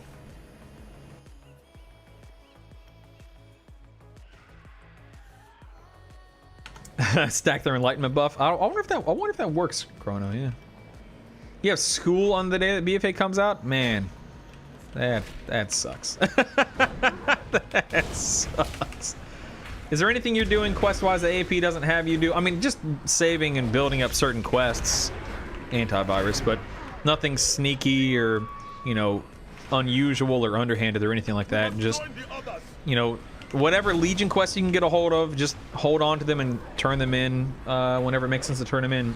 You have to make sure you level 110 when you're turning in this quest, by the way. I don't want to be logged on my tune because I have the dark move off. Is there a way around this? Nope. That's why I'm not worried about it. I'd rather be on my character and just relaxed and ready to go versus trying to maximize an experience buff like that. It's just not something that interests me personally. You can do it if you want to, but it doesn't interest me. Brutal, how do I set a quest item key for the... Oh, it's super easy. Barely an inconvenience. Let me show you. Super easy. Barely an inconvenience. So type in /AAP, and that'll pull up the menu. This button right here, bottom left, set keybind, use quest items, click it. Go down to the add-ons option, and then right here, macro, AAP, macro. Boom. You can set up to 2 keybinds if you want to. You're welcome. Don't say I never did anything for you, because I did. Over here. Over here. We are guarding Khazajin's bijou with our lives. You speak to King Rastakhan. Step closer and don't mumble. Have anything ancient to trade? Oh man, I think that one, yeah, he's not being dag-navital. That's unfortunate. That's unfortunate. Oh well, that's my fault. That's not my fault. Hey Ariel, what's going on, baby?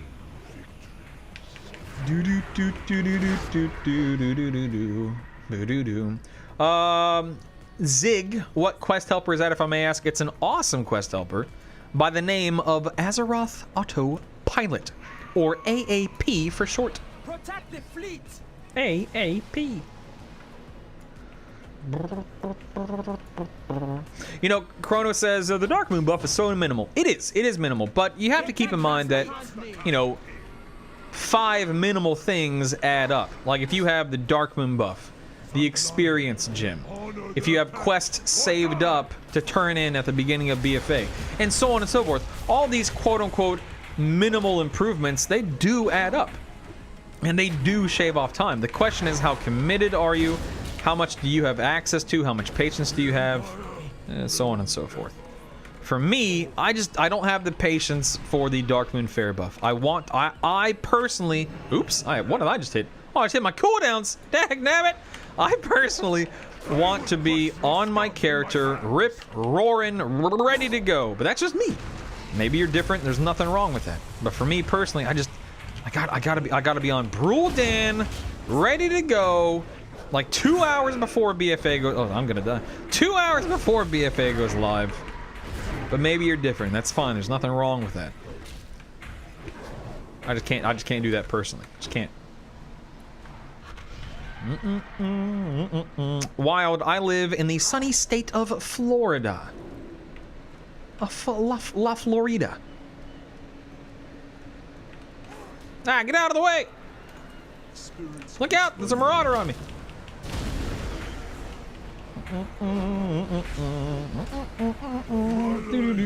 You're very welcome, Zig. What is your business here? What is your business here? Greetings. Oops. I picked those up in the wrong order, but that's okay. That's okay. Yeah. I mean, absolute Chrono, of course, yeah. Not entirely, but partially, yeah. So, thinking out loud, let's see here. We are probably a little less than halfway through the zone. Probably a little less than halfway.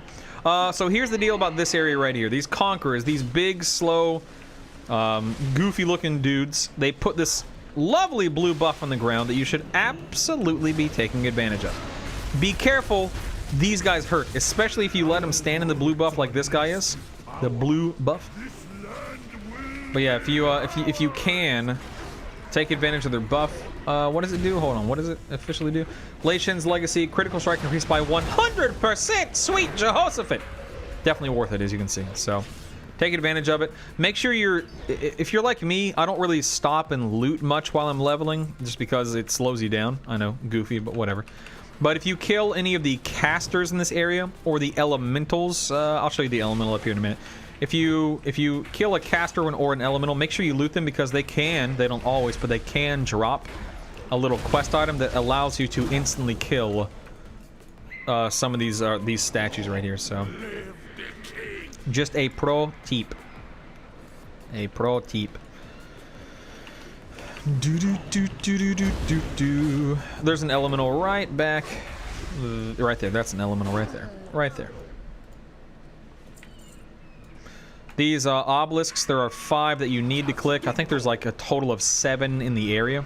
But the 5 that I click right there when you first get in, right here, the one that I'm running toward right now, that one, and then one upstairs. Those are the 5 that I choose to click. You can click whatever 5 are easiest for you to reach.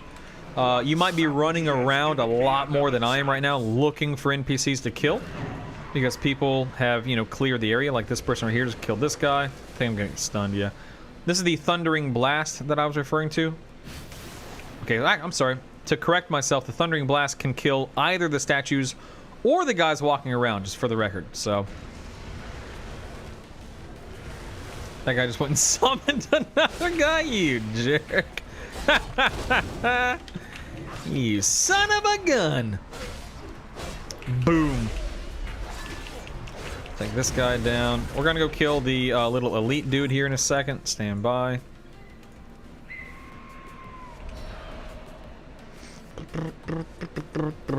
Sis, yeah, man, it is, of course. You can use cooldowns on these guys if you want to, but realistically, you should be in and out of this area pretty quick. There's a named NPC you'll want to kill here. A named NPC up here in a second. That's where we're going next. And then the boss of the area is on that boat. So, in the time frame between killing this guy and killing the boss on the boat, it shouldn't be more than 2 or 3 minutes. So, if you feel comfortable using your 2-3 minute cooldowns, go for it. But my recommendation, don't stand in that, you'll get stunned like I did a minute ago. My recommendation, it's probably not worth it. You should be in and out of this area really, really quickly. This is the 5th and final obelisk right here. Hoping I get a little... Oh, also, that item slash buff, whatever, this thing right here, it only lasts 60 seconds. It's an actual buff called Condensed Thunder. So, don't waste it. I think the Tempests always drop them, I think? Come to think of it. I don't know, let's see if this guy drops one. Yeah, the Tempests might have a 100% drop rate. Maybe. We're gonna go ahead and just blast that guy, because we have the buff. We'll come up here and do the named NPC. I am gonna proc my set. Proccing Sephuz is, you should be proccing Sephuz as often. I know I haven't really been doing that in this recording, but you know, using your Sephuz and your sky step potions are unbelievably important to your leveling experience. Using your gun shoes at the right time is certainly important too, but you should always be churning out potions and Sephuz and potions, and just it'll shave off so much time. I'll go ahead and gun shoe here just to get to the quest area that I want to get to. If you aggro anything running into here, it's not a big deal. You'll be able to handle it, I promise. I believe in you. Let's go ahead and get this. Let's go kill the named. Here's the named. Like I said, I guarantee you it hasn't been more than 2 minutes-ish from when I first killed that named NPC. Depending upon what level you're doing a lot of this content, keep in mind, I'm going to be level 118, 119 by the time I get here, so I'm talking about Sephuz, but that's not going to be possible at 118, 119. But the point is, depending upon when you get to an area, will really dictate how fast your fights are going, really dictate, you know, how much damage you can take, how much damage you can dish out. Like I'm getting attacked while I'm on the stair decks. I stood in that guy's cast at 118, 119. It might not be possible. It might not be smart for you to stand in stuff like that when you're actually at a much higher level. It just depends on what you can handle, what you can take as your class, your specialization. I'll definitely be using Azeroth autopilot, but I'll still watch the cinematics. Ain't nothing wrong with that, Sun Reaper. Those cinematics are gorgeous. I completely agree with how awesome they look. There ain't nothing wrong with that. And that's the beauty of AAPs. You can turn on or off so many different features and so many different, you know, abilities that the add-on presents to you. Wait. Oh, I'm an idiot. The quest turn-in's downstairs. Don't mind me. I'm clearly not paying attention to what I'm doing. I am not paying attention to what I'm doing. Don't mind me. I'm just an idiot over here. Oh, Transcend. That stinks, dude. You can't carve out like 6 hours? That stinks. What will you do when you get in and Teddy doesn't? I'm leaving them behind. See you later, Ted. No, we'll be fine. We'll be fine. No worries. This is our first piece of Azerite armor. I'm sure you can tell if you've been watching these leveling sessions over the past couple of days. The Azerite armor is buried much deeper in Zuldazar than it is in either of the other two zones. In vol'dun, you get your... I'm sorry, I say first. I meant first in that zone. This is ultimately my second piece on this character, but first in Zuldazar. The first one you get in vol'dun is literally 20-ish minutes in, if that. The first one in Nazmir, I can't remember how long it takes in Nazmir. Could take a little bit longer in Nazmir than it does in vol'dun, I think it does, but the point is, it takes a while in Zuldazar by comparison. We'll go ahead and pick that bad boy up. Please keep in mind, when it comes to your Azerite armor during the leveling process, I promise you, it's not a big deal. You don't need to be min-maxing. You shouldn't feel obligated to min-max Azerite armor while you're leveling. You're going to be replacing that crap incredibly quickly. So just pick up whatever's... Typically, you'd want to pick up whatever yields the highest item level improvement for your character, and just roll with it, baby. Just roll with it. Here, we're going to be gliding once again. You'll notice I turned my glider on pretty much instantaneously this time versus allowing myself to drop. That's because this session is on this stairwell right here, and oh my goodness. Could I be more accurate, for the love of God? That was amazing. Wow, it's like I've done it a million times before. Sweet Jehoshaphat. What areas in Zuldazar aren't covered by AAP? That's a great question. There's one quest you leave right here at Talanji's Rebuke. There are two quests right here, and then another few quests that you do in this general area, like killing spiders and pterodaxes and breaking eggs and stuff. So there's like 4 or 5 quests right here that you skip because they just take way too long. There's like one little raptor, weird raptor quest right here that you skip. And then you also skip Zabala because that's a hub for nonsense to do the Alliance. And then you skip these 2 islands down here too. It sounds like more than it actually is. You actually don't skip that much at all in Zuldazar. You do, I'd say ultimately you're doing like 85% of Zuldazar, give or take a few percentilages. Excuse me, are you trying to kill me? Alright, fine. I'm popping cooldowns. You can't stop me. I'm popping cooldowns. Just remember, you did this to yourself, dagnabbit. You did this to yourself. Stinking NPCs. Always getting in my way. Make sure you loot that Hex Mother or whatever her name is. She does drop the thing you need for the quest.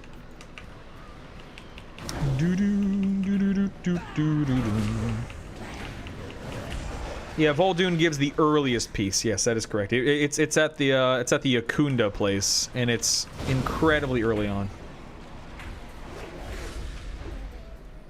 You don't like doing the Nessingwary quest? The Nessingwary quests are a hotbed for experience. If you're skipping the Nessingwary stuff, that's fine. You do you. I'm telling you, man, there's a lot of experience, and they're super easy to do. There's not a lot that can or will go wrong in with that quest chain. I pulled that one, and then I just left my pet to do his own thing on that NPC. Okay, so War Druid Lottie. This is an NPC that was helping you earlier choose between Paku and Gonk. This is about an hour-ish ago in the video itself. She's gonna be your little helper for the next quest chain. She hits like a truck, man, and she helps you a little bit later on in the zone too. This chick hits like a truck. These, keep your eyes out for spiders that are going to drop down on your head. It's actually a good thing. You want spiders dropping down on your head. They're super easy to kill, and they yield credit for this quest. And just like that, we're... Oh, I lied. I need one more. But anyway, there's more upstairs, so... I thought I had 8. Only had 7.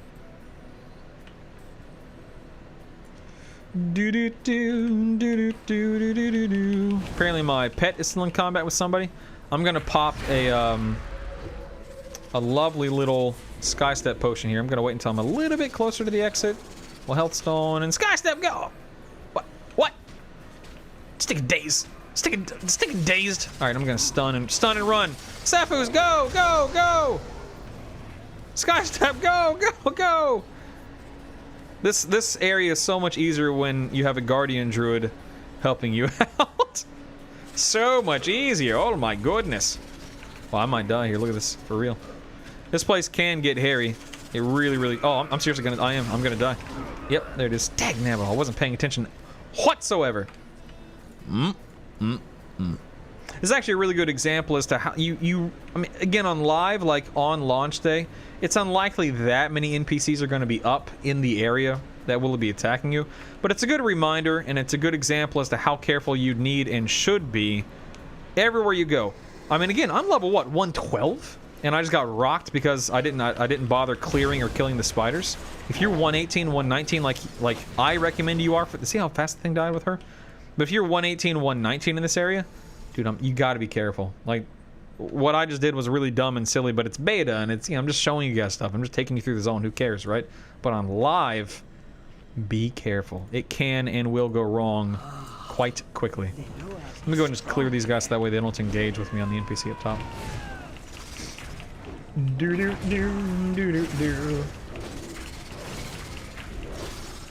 Yeah, you want to do Nessingwary's quest. I'm telling you. Don't skip. If you're worried about leveling and you want to get some experience, don't skip Nessingwary. It yields a tremendous amount of experience for the effort put forth. It's crazy. It's more percent than the other areas, right? I know you said it before, but I need to convince my group to take the add-on. I'm sorry, Ernie, what are you ultimately asking is what more percent? The Nessingwary stuff? Yeah, Nessingwary, it's a tremendous amount of experience. Like, I'm not trying to exaggerate or, you know, indulge you, so to speak. It is a tremendous amount of experience for what it is. And it's quick and easy. Are you serious, Kadab? I hate you. You and your stinking quests built up. Azertharian, what's up, baby? What's up, baby? How you doing, man? Good to see you, Mr. Azertharian. How you doing, partner? How you doing? I don't know what video you're referring to, but I'm glad you're here. I miss you teaching me how to play Hunter, man. I really wish that I enjoyed Hunter as much as I enjoy Warlock right now, because I miss our talks and your teaching and coaching methods. Is dying something that speeds up leveling? In my case, absolutely. For this bonus objective, really easy bonus objective. Very straightforward. You're going to pull and kill some stuff in the area. Surprise, surprise. But what you really want to look out for in this area are the voodoo piles, or piles of another voodoo piles. Okay. They're just this little collection of skulls or bones or something like that. You can see one right here that I'm hovering over. They yield, what, like 8%, I think? I'm at 18% all the way up to, 10%, even more than I remembered. So the voodoo piles will help you complete the quest that much faster. The first one that you can pick up is right here where you land. The second one is in this little building, this little construction area right here. This one is impossible to see, though, and you'll see what I mean in a second. You'll see what I mean. Stand by, stand by. All right, team. All right, class. Can anyone show me where the voodoo pile is in here, please? Anyone? Can anyone show me where the voodoo pile is, please? Go ahead. I'll wait. Anyone? Oh, it's not impossible to see, but it's hidden behind this little pile of skulls right here. So just keep your eyes peeled for as many piles of voodoo or voodoo piles as you possibly can, because they will speed up this specific bonus objective. Hey, Teddy, what's up, Teddy? I know where it is. It'll speed up the bonus objective a lot. Also, don't... I like how I have all these stupid little pieces of advice that don't really matter. Anyway, don't run near or onto these guys, because they'll spawn and they are not worth anything other than just a stupidly small amount of experience. These guys do not increase your bonus objective, so avoid the statues right there. Here's another voodoo pile. We'll get that one real quick. Let me catch up on chat because I'm falling behind. YouTube, deal with it. Twitch, I got you. I got you. Let me catch up on chat. Let's see here. Can I play as a Dark Iron Dwarf now? No, that's not until after release, probably in patch 8.1, I guess. I really don't know. Problem I'm having is finding quests. Yeah, me too, Krona. There are so few that I have access to. I agree. How much do 110, 111 again? Can you type it? I'm at work. Pat, I have no idea what you're asking. Can someone help me out and ask Pat what the heck he's asking, please? Because I don't understand his question. Your latest stream, VOD with vol'dun run. I guess I missed Nazmir, but glad to have caught Zuldazar. Are you focusing purely on speed, or do you do your war campaign stuff as it unlocks? So, Azertharian, my recommendation is do not do your war campaigns as they unlock. Here's what I recommend. I feel like I've said this a million times, so pardon me for being brief with it, but I'll try to be as descriptive as possible. The leveling route that I recommend is vol'dun, Nazmir, Zuldazar. Vol'dun first because it's arguably the quote-unquote hardest zone to do of the three, and by that I mean there are more elites, mini-bosses with copious amounts of hit points. They hit hard, they live longer, etc. Do those early on in vol'dun while you have your legendaries, your mythic Argus or mythic Antorus gear. Scaling is in your favor, etc. Do vol'dun first for that reason. Then you do Nazmir second, not because doing Nazmir second is any better than doing Zuldazar second, but you do Nazmir second so you can do Zuldazar third, because while you're in Zuldazar, you're 117, you ding 118, and sometime after you ding 118, at that point you go down to the docks, you do your war campaign, you unlock your mission table with Garona, you start your mission that's a 2-hour mission or whatever. You then do all 3 war campaigns on the other continent. You do your Storm Song, your Tyr Guard, and your Drustvar war campaigns. And you start your Order Hall advancement, or whatever it's called, with Eitrig. You do all of that in about 30-35 minutes. And yes, it does slow you down a little tiny... Oops, I'm going the wrong way. It does slow you down a little tiny bit when it comes to leveling, but it's so much more effective. So if you're worried about being world first, yeah, skip it and do it at 120 if that's your goal. Whatever, you can do whatever the heck you want. I don't care. But you come to join. But that's what I recommend, and that's the ultimate reason why you do Zuldazar third, is so you can do your war campaigns while you're in Zuldazar. Right here, guys, under the add-on reminds you to, but this is a great time to refresh your Paku buff. You go and pick that bad boy up. That's the movement speed and haste buff, don't forget. Here's another voodoo pile. Tag that bad boy. Hey, Hopeless, what's up, man? Good to see you. I really haven't caught up on chat at all. I'm sorry. Let me catch up on chat. I'm sorry.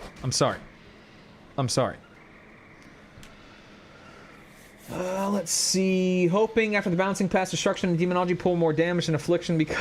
Son, I like all 3 specs, but that's just me. That's just me.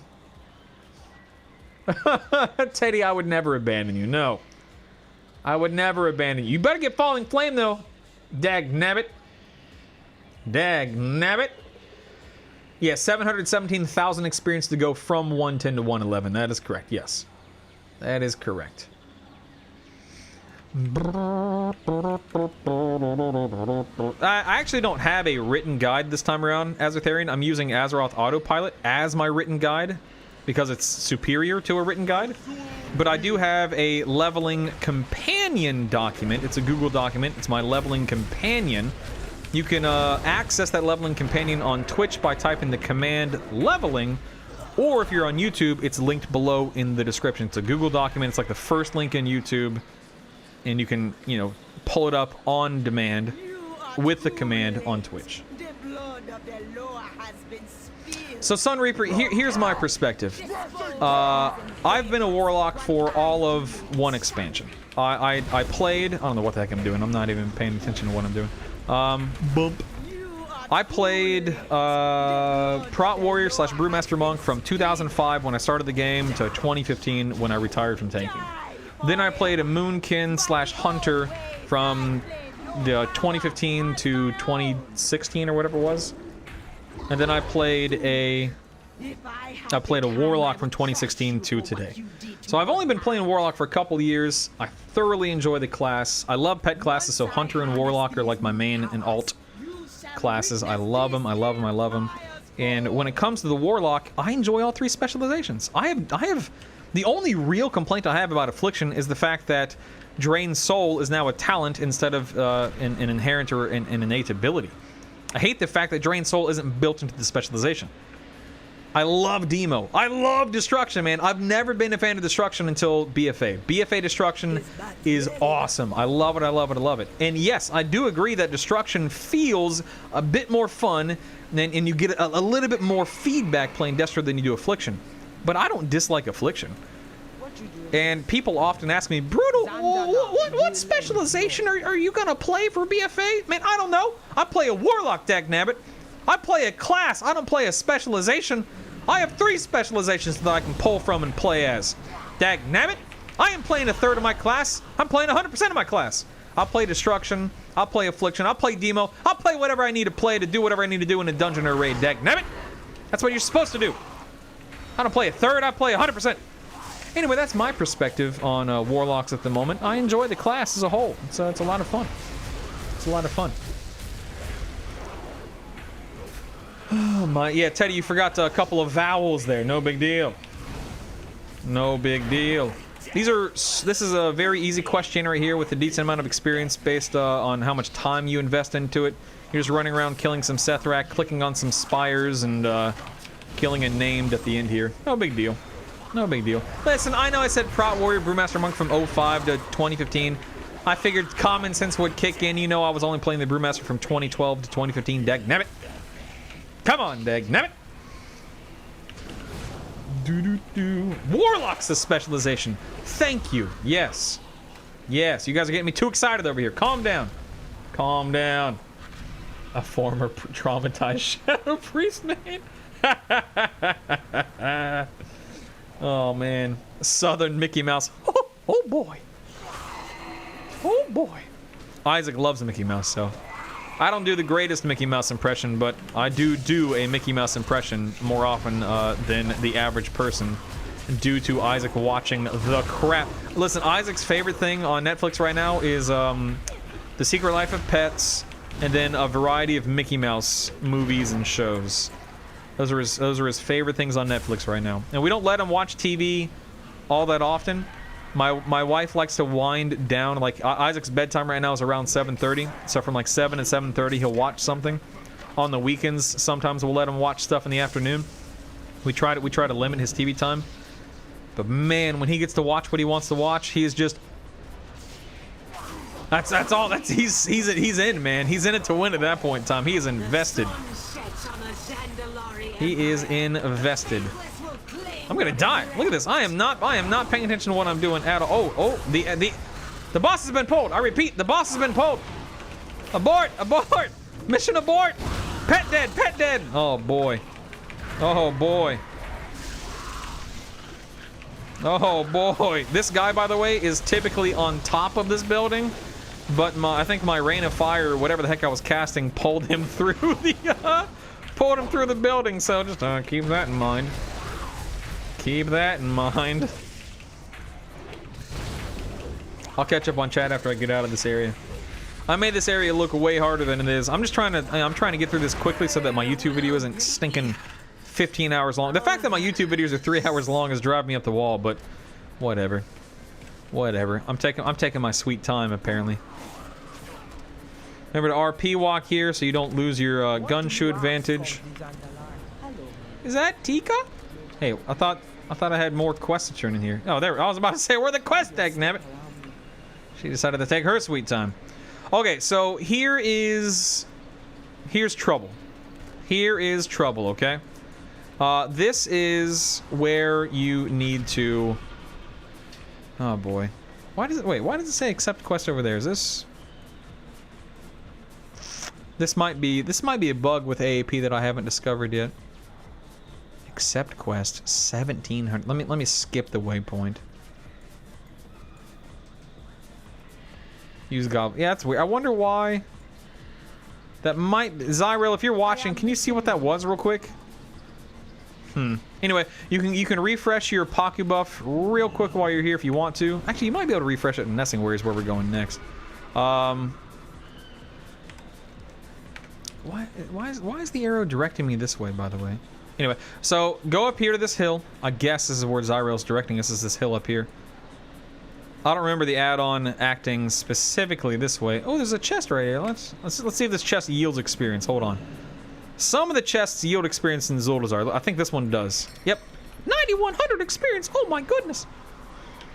So what we're gonna do is we're gonna glide, baby. We're gliding. Watch out for branches. George of the jungle. Strong as he can be.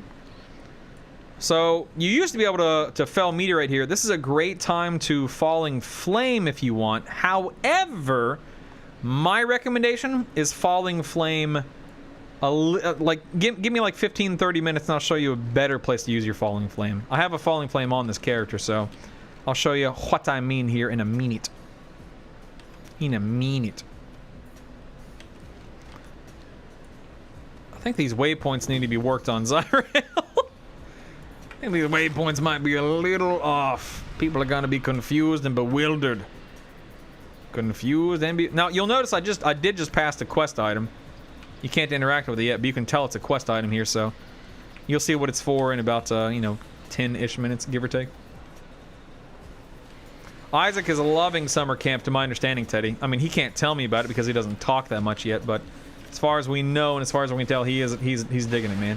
He's digging it.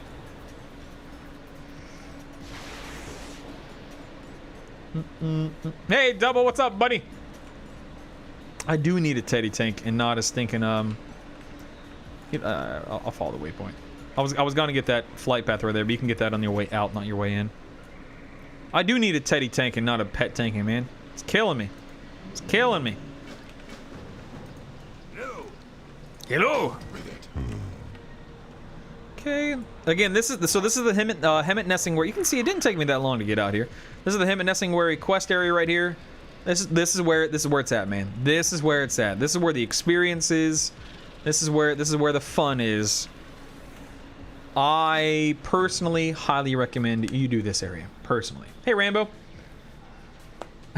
You're only getting the green fire now. Welcome to the club, baby. Welcome to the club.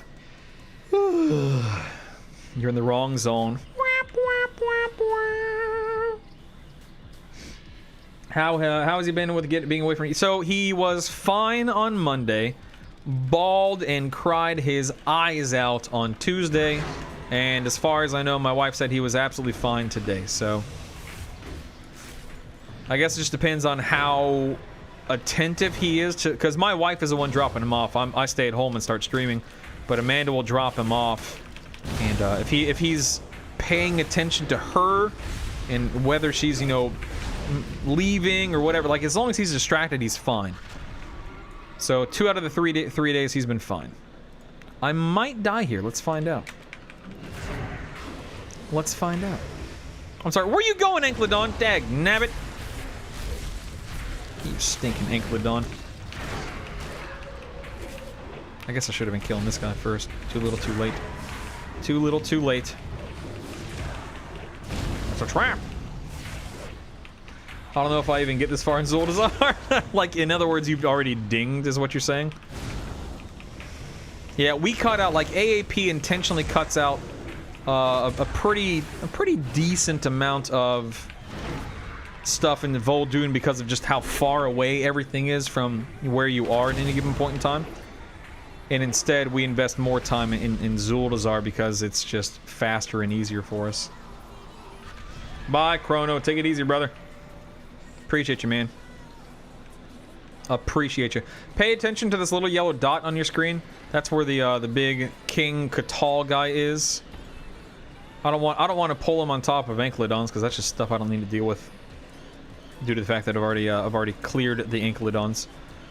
So we'll go ahead and get him ready. I think this guy will do like I think this guy, yeah, the Piercing Roar, I think you want to stop casting when Piercing Roar is going out. And then you also want to be careful with that stomp as well. So, just food for thought. Pro tips, pro tips, pro tips.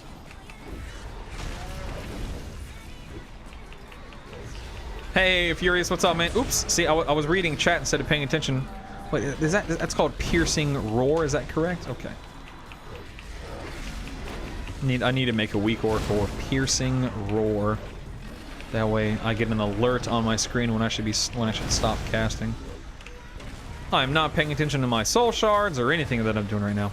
You can see that I have just a boringly easy time killing. Oh, he's enraged! Look out!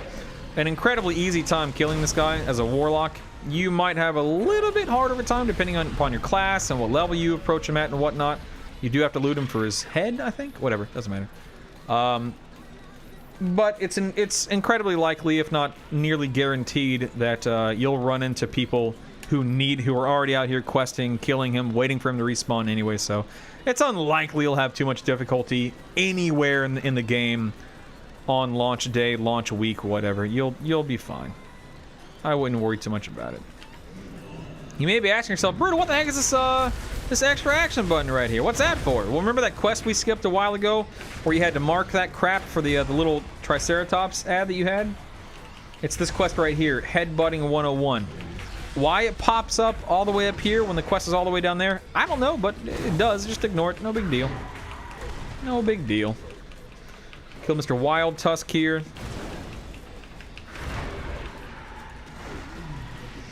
I recommend...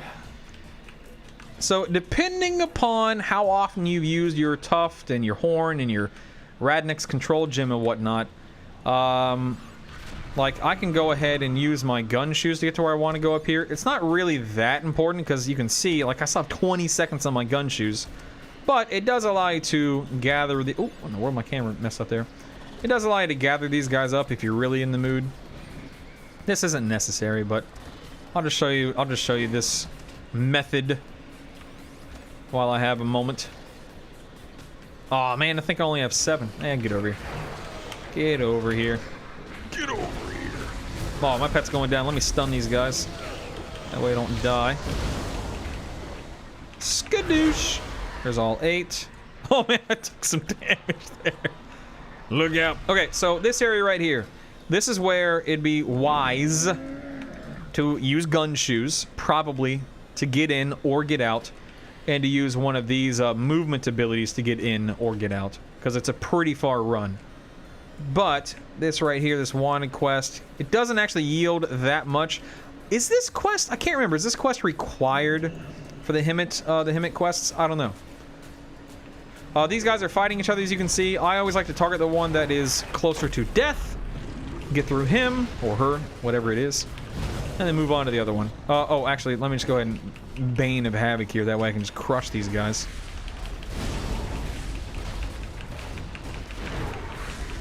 Triceratops down.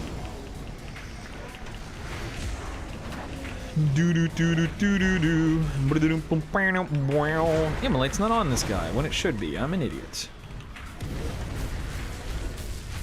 Okay, there we go. And we can use another one of our movement speed items to get out.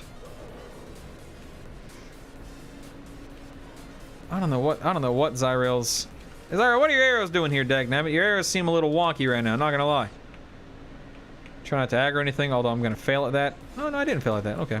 There are some other chests in this area. You can see one right there, the Witch Doctor's Hoard or whatever it is.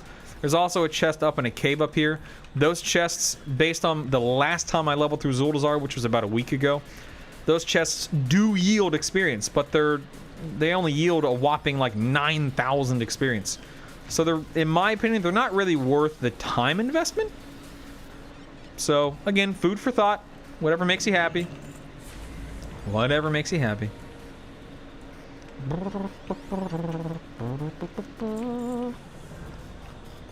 Whatever, man. Whatever. Zandala will endure. I don't think that quest I just did, the one with the Triceratops and T-Rex, is necessary to progress in the Nessingwary quest. I should have tested that further. You might be able to skip it if you don't want to make the run, because it's only 22,000 experience. It's really not that much. I don't know. I'll have to test, and you're on your own. I don't know. I can't really say right now at this moment. So you're on your own. You're on your own.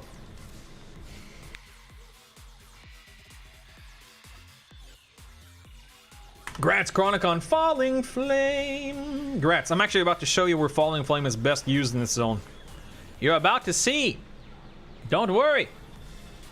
I got you, man. I got you. It says use Goblin Glider Kit, and it basically lines you up perfectly where you need to be. So yes, use your Goblin Glider Kit here. And this is going to be that little campfire that I was talking about just a few minutes ago. Just a few minutes ago. Again, I'm still using a cancel aura macro for Goblin Glider Kit and gun shoes and whatnot. I recommend you do the same.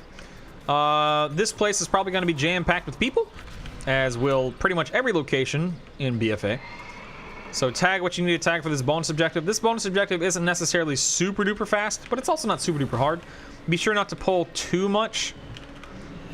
You can easily get overwhelmed here if you're not paying attention, so. Double gun, yes, the add-on definitely does work for both Alliance and Horde. That is its intention, yes.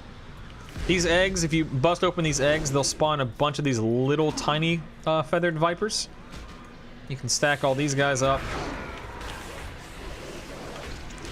Boom, baby!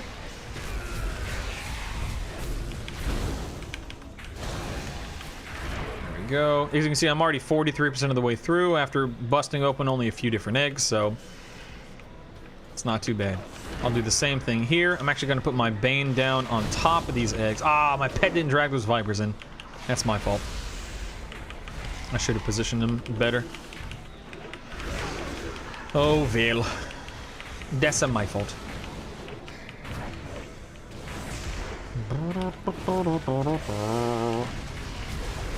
Yep, bonus objective, like I said, not hard. Just roll with it.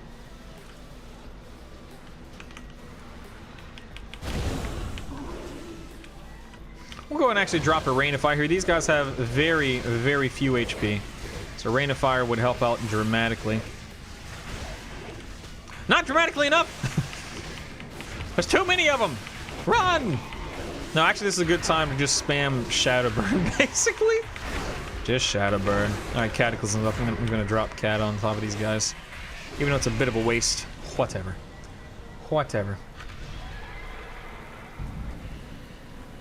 Go up here. We find Hemet hanging upside down.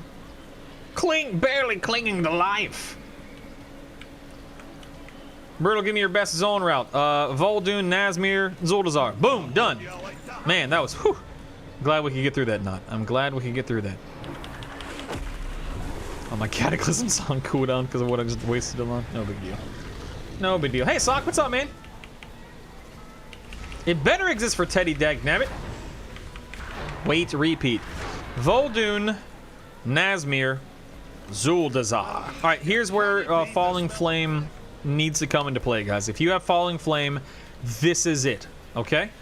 This is it. Now, keep in mind, with Falling Flame, if you couple your glider with Falling Flame, even if you launch in the opposite direction, you can immediately turn around and you can immediately turn around and aim better. So I typically don't have Falling Flame keybound because I don't want to accidentally press it, but I'll go ahead and whee! Go ahead and keybind it there. So again, all I'm doing for this quest chain is Falling Flaming, glidering. Oh, that was close. Is glidering? Oh, I overshot it. Oh, way too far. Anyway, that was actually my first time ever doing it. I've only ever used my Fel Meteorite there, so I'll have to improve that ever so slightly. But if you do a glider Falling Flame there, then you can do exactly what I just did. If you don't glider first, then the Falling Flame will take you wherever, however far it takes you, and then you can glide in at the end. It slows you down, so you come in slower, but you have a little bit better control as to where you want to land. Whether you do it glider Falling Flame or Falling Flame glider, it gets you here dramatically faster than just running, as you can clearly see. Speak your business. This is where we gotta heal and resurrect King Rastakan. Greetings, sir and or ma'am. So grab the quests and get out of here. Do you need protection?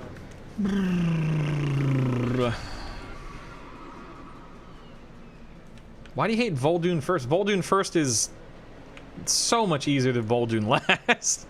So much easier, man. Did I see your above message about... No, Teddy. Can you repeat it, please? Just a few yards too far there, Zig. No big deal. No big deal. I know, right, Xehanort? If only it worked the other way around. Dag nabbit. Dag nabbit all. Let's go ahead and get the Brutasaur scale. Basically, we're ripping a scale off this guy. That's why he rears up and knocks us back. He's not happy with us.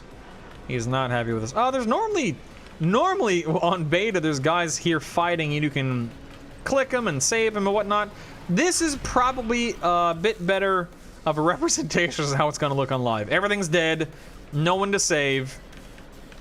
This is awful. This is just terrible. Anyway, you're going to run around here. You're going to save some villagers, beat up some bad guys, and move on with your life. No big deal. No big deal. Dude, just listen. Click on and do what you got to do in this area, man. Do what you got to do. Here's an assassin up here. Oops. Hey, there's a guy right down there. I didn't know you were down there. You have to keep in mind on live, there's no guarantee anyone will be alive in any area for you to save or kill. So just do what you got to do when you encounter who you encounter. Yeah, whatever. When it comes to getting spell interrupted, you failed almost all the time. I don't know what you're talking about. Me fail at something? I have been leveling just as well as I DPS in raids and dungeons. Flawlessly. Not a single mistake has been made. You're out of your mind. You don't know what you're talking about, Teddy. I've never made a mistake in WoW. Of course not. No. Oh, man. Razor says, I was thinking Nazmir first due to the War Mode Alliance campaign location. Will AAP care much about that? AAP will direct you through each zone regardless of the order that you do them in. If you choose to do Nazmir first, go for it. AAP will act and direct and guide you just as easily if you did Nazmir second or third. So, yeah, man, do whatever you think's best. I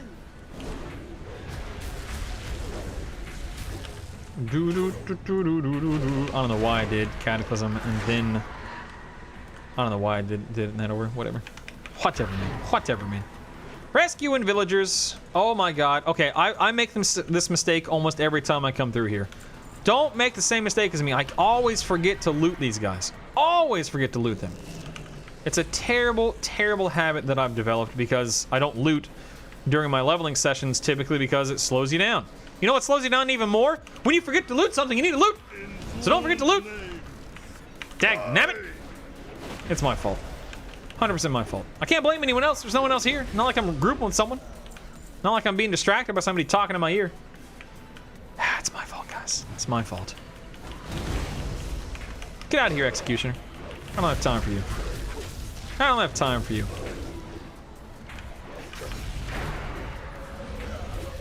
Okay, got the blood. That's 9 out of 12.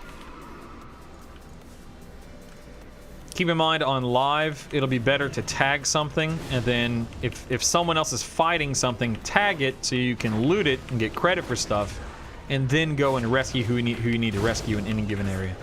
Click on whatever you need to click on, etc., etc.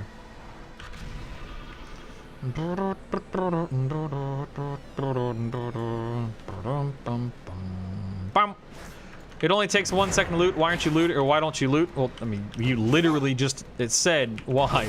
You know, this is all about speed leveling, and even though I'm not going for world first, oh man, I just tabbed that stupid crab. Tab targeted. You know, if it takes 1 second to loot, and you loot, I don't know, 300 times in a zone, give or take, it adds up. I mean, you just explained why I don't loot in your question. It takes a while to it takes a while in a in any given zone for an extended period of extended period of time. It just adds up. I'm not saying that you guys shouldn't loot. I'm not saying that it's I'm not saying that what I'm doing is necessarily the smartest or best or the fastest or whatever the case may be. I'm just talking about what I do. This is a great time to go ahead and gun shoe here. You can avoid aggroing all these guys if you gunshoe over to the left here. You're gonna pull a named here and then a named crab as well. You can pull them together and DPS them together. Don't worry, they'll come together, I promise. Just meet them in the middle. Meet them in the middle, boys. That was a great time to kata.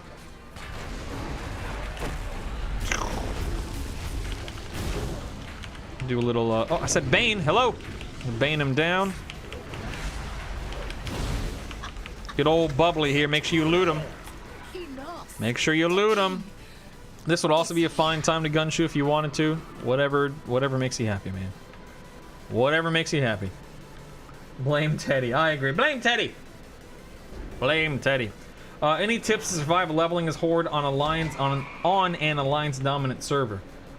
Group with someone who phases you to a less Alliance dominant area, question mark?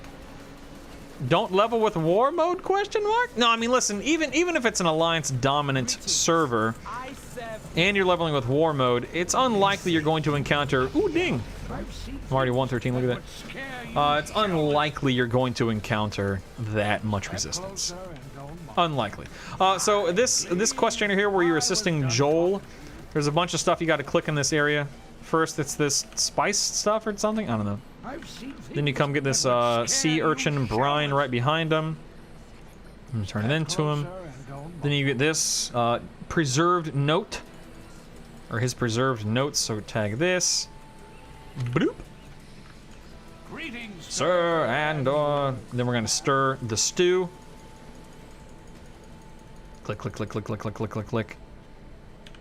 Okay. I've seen things that would scare you. And then we get this, I believe. Get the clot thing. Is that, what is that word? What is that word?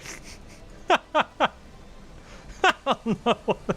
I think you might have put an H in there when he didn't mean to, Zyrel, but that's all right. I won't judge too harshly. Yeah, perfect time to meteorite. Oh wait, that's right. We can't. Dag nabbit. Hey, look who it is. Hey, Bonsomdi. Hello, how do you do? How do you do? Hello, hello, hello. So now we get to go hang out with a couple of Loa, Bonsomdi, and Resin. Yes, that Resin. Go and turn this in. Do you know who I am? We gotta go place the idol of Resin to summon him. Resin is the Loa of Kings or something like that. It's a weird Loa, but whatever. He's cool. I like his voice. You know, looks awesome. Come over here, place the idol. This is another little AFK RP event. Just let them do their thing. Who cares? Let me get this stuff off my screen. We're not doing any of those, and we're not doing that either. Let's go ahead and speak to Resin. AFK timer pops up on the screen. Enjoy your break. Grab a drink or a snack or something. Man. Basically what we're doing right here is Resin and Bonsomdi are discussing, arguing, who gets the soul of King Rastakhan. Because, spoiler alert, Zul has betrayed him. Tried to kill him. I think he did kill him actually, and we're resurrecting him or whatever. But that's why Zul's a raid boss, or one of the reasons why Zul's a raid boss in Oldir. Spoiler alert. While that is happening, you can kill the rare on the beach. Oh, it's actually, that is a good point. So there's a rare right up here, Tombano. This is one of the only times killing a rare might actually be worthwhile. So again, you have a minute to do it. You come down here, beat up Tombano, loot him, come back up, and then you should be back up. Dag nabbit! You should be back up before the timer expires. But I be feeling generous. There's King Rastakhan's soul. Look at that bad boy. We'll run back and we're gonna shove his soul back in his body. Hey Fogel, what's up, man? Hey Dexter, what's up, man? Good to see you guys. Good to see you. Head in here, complete the quest. Once you get in here, it takes a few seconds for the quest update, but you're going to be clicking his body. There we go. I don't know if that was because I didn't run far enough in or if it was just a time thing, so keep that in mind. I can still feel the touch on the other side. My Loa has called me back. My to the Loa. land of the living. So here, now we're going to go out to a little pirate ship out there. Fiddle-faddle around with that. Welcome to reclaim my What ship. do you ask? So my recommendation here is get as close as you can to the shoreline without aggroing anything and then gun-shoe your way out. Because again, gun-shoes, water walking, hashtag worth.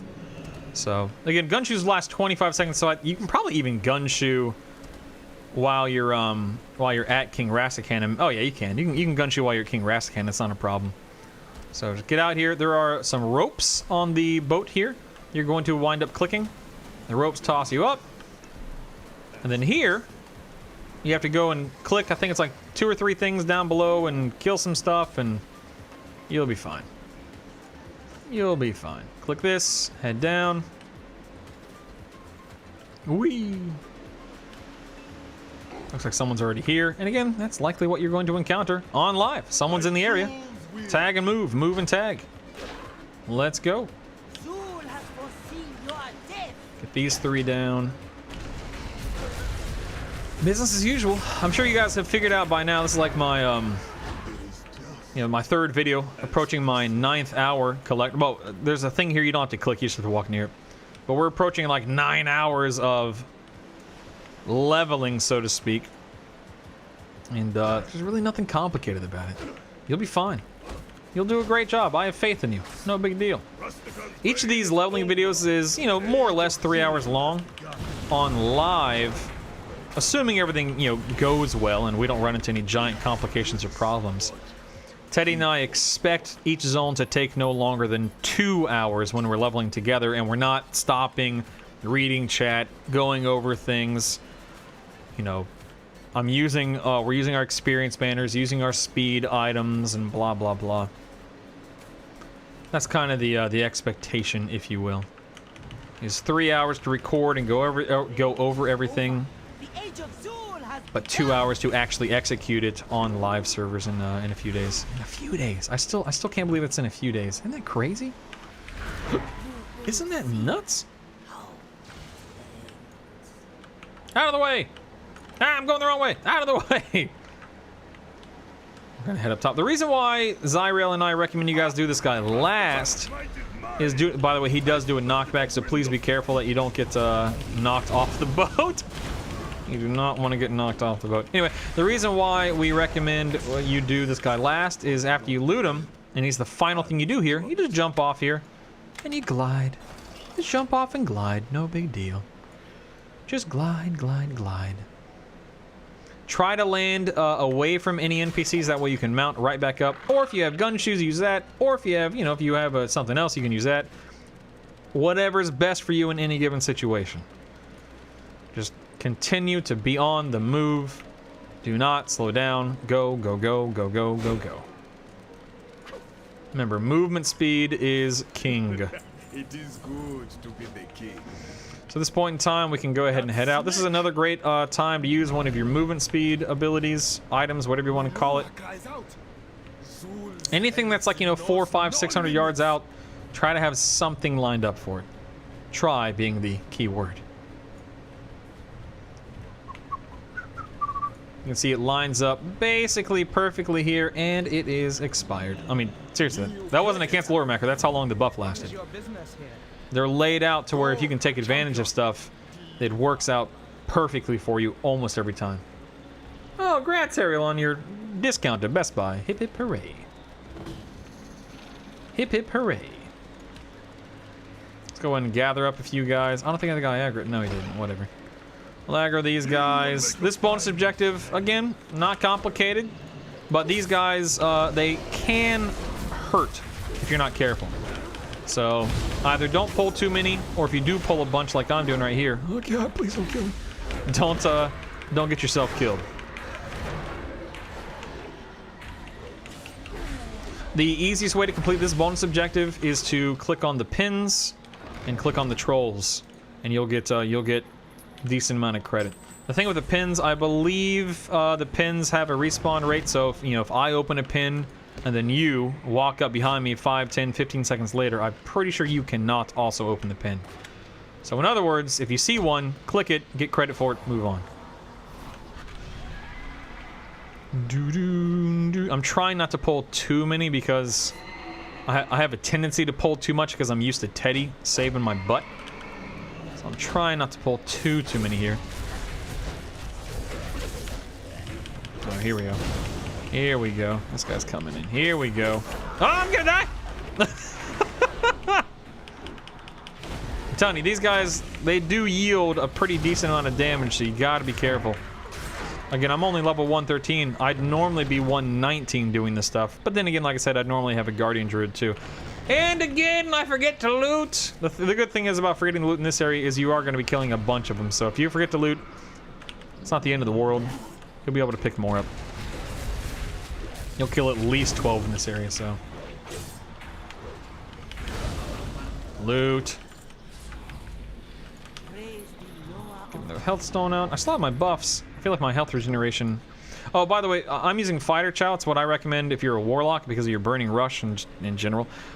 Keep in mind, things like Bear Tartar and Fighter Chow, their effects don't change per level. Bear Tartar is just weak. And Fighter Chow, it constantly gives you 1800 every 5 seconds, whether you're level 110 or level 119. But keep in mind, you have more HP. You know, the higher level you are, the more HP you have. So it doesn't go quite as far at the higher levels. So you just got to be really careful about your health regeneration. That's why, like, I have a on beta right now. Oops, on beta right now, I have the Brutasaur because I bought it. It's account wide. Duh. If you don't have a healing mechanism, that's the option. If you don't have a healing mechanism, you can buy some of this food right here. You go to a vendor, buy some food. It helps you regenerate incredibly quickly. So if you're near a vendor that sells food, snag it and tag it, baby. Bust these guys down, get some more heads. I miss you, Teddy. Tank for me, please. I'm dying over here. Make sure you loot. Those big guys are Mogu, by the way, so they do not yield troll heads, obviously. 98%. Alright, we're fine. Here, let me show you. You eat this stuff and you just... Look at that. Boom. Huge regeneration rate with that food. I'm not going to worry about clicking that because, again, I'm only 2% away and I still have some stuff to kill up top, so it's not a big deal. Hey, Balor, what's up, man? Balor, please feel free to link an image of your UI. I would love to see it, my man. I would love to see it. Do do do do do do do. What do you mean? I don't save your butt. I get you killed. You do get me killed, but you're fine. You're fine. You saved me more than you hurt me, I suppose. Sorry for asking again, but do you know if Argus mining quests provide? I don't know. I would assume they do, but no, I do not know. Oops, forgot to loot like a dummy. But no, I don't know with absolute certainty. I would just assume that they do, due to the fact that the Legion ones, you know, the ones in Dalaran do as well. I am listening. I am listening. If you're leveling with a partner, you can. One of you can go right, one of you can go left and kind of pull them out and get credit for it. I don't have that opportunity here right now because I'm solo, but you can. I also recommend do not bust out and throw down a ton of cooldowns in these guys. I'll go ahead and proc my Sephuz because I can. But you're about to fight the boss of the area right after you kill these two, so don't waste a bunch of cooldowns in these guys. They don't matter. The next guy we're about to fight, the guy on the right up here, he drops one of those little blue circle buff patterns on the ground like we had back in the Warport Restari area you saw a little while ago. So go ahead and stand in that buff whenever it becomes available. He's a monk, in case you couldn't tell. You may kill him fast enough to where you don't even need the buff. Who knows? There it is. Who knows? There we go. Turn this in. You stand. Now, up here, AAP tells you, wait until the stack of buffs are gone, otherwise he isn't taking full damage. That's true. So, you can see right here. Where are you going? You better get back over here. See right here, he has 9. This is how my UI is laid up, but you can see, based on your UI, look at his buffs. It's called Stolen Power. It takes a little bit of time for King Rastakhan to steal back the buff that this guy has until he's taking full damage. You can start damaging him right now if you want to, but he's not taking full damage, so I'm just going to wait. And now we are going to go. It is time to go, baby. You are weak!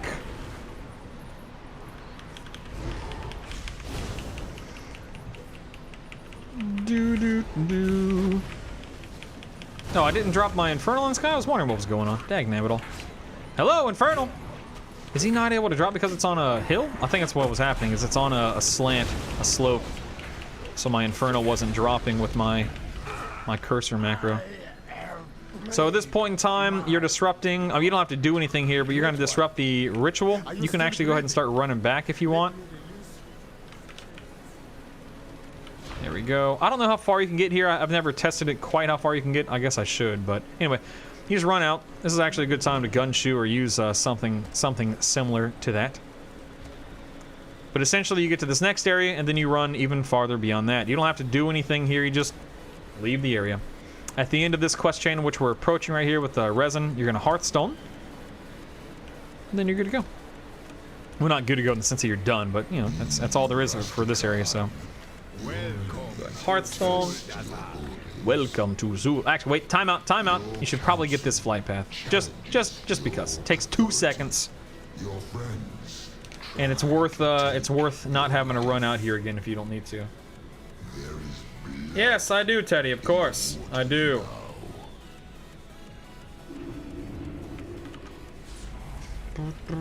So Edine says, due to the fact that the mining stuff in Argus is max level content, he's heard that it doesn't yield experience. Again, I can't verify, can't confirm or deny that. Maybe? Maybe? You're going to this bridge right here. Let's go ahead and jump off and glide on in. You're going to that bridge right there. This next area is, again, not hard, but you can quickly get overrun up here if you're not careful. You do not have to wait around for this RP event. You can actually run completely. You can just go ahead and just leave the area. Just keep going. It's faster. It's better. You're going to, basically you're just following this path right here. I'm not sure. Let me follow the arrow. I think the arrow might take you on a shortcut. I can't quite remember. I believe it does take you on a shortcut. Yeah, it does. Okay. Yep, so there is a shortcut if you follow the waypoint, which I guess you should be doing anyway. But it just cuts out some of the running, so it shaves off a few seconds. Hey, Frizz, what's up, baby? Frizz, I started working on that leveling companion I was talking about, the Google document. If you type in the command leveling in Twitch chat, or if you're on YouTube, it's down below in the description. You can read the leveling companion. It's not done yet. The first tab is nearing completion. The second tab hasn't been set up yet, and the third tab hasn't been set up yet. But the gist of it is available, and I'll continue working on it today and tomorrow, and it should be done in a relative short amount of time. Pick up your other flight path here. I'm hungry. This is where you can easily get overrun if you're not being careful, guys. Another bonus objective right here. Quick, simple, to the point. Kill stuff. Move on. Assuming you have plenty to kill here, you don't really need to do much else. Ah, I'm dying! Holy crap, like for real. I'm telling you, man, you gotta be careful when you're in. Some of these areas do not scale in your favor, I assure you. You've got to be careful. The good thing is, you have a War Druid Lottie. If you remember a little while ago, I said she helps you with the quest further on in the zone. This is that quest. I'm 25% of the way through bonus objective. I killed all of 5 NPCs, so like I said, it doesn't take long, but please be careful. You can get wrecked here if you're not aware of things.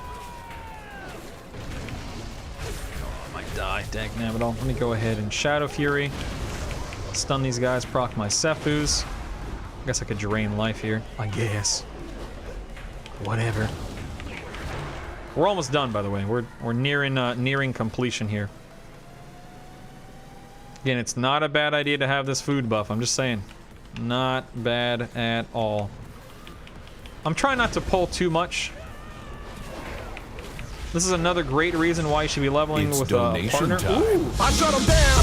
Thank you for donating to the OG ECA DVY. The original gangsta eating chalupas all day booyah.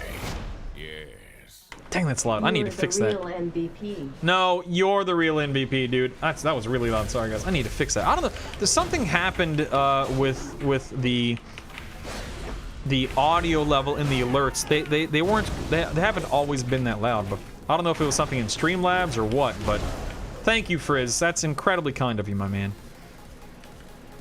You didn't have to do that. I really appreciate it, brother. Thank you so much. Go ahead and pull these guys together. You the man, Frizz. You the man, baby. Let's get all this stuff down. There we go. 85% of the way through the bonus objective. By the way, I'm well into 113 at this point in time. By the time you get to this area, if you did vol'dun first, Nazmir second, War Campaigns of 118, and Zuldazar third, you've already dinged 120. There's almost no way you'd still be doing this content needing to level. You know what I mean? But of course, for the sake of completion and showing you the zone and giving you tips and tricks and pieces of advice and whatnot, I'm gonna finish it. That'd be awful if I didn't. But yeah, you're definitely done by now. Definitely done by now. Is he gonna aggro that other guy? Yep, he is. Whatever, I'm just gonna run. I don't even care.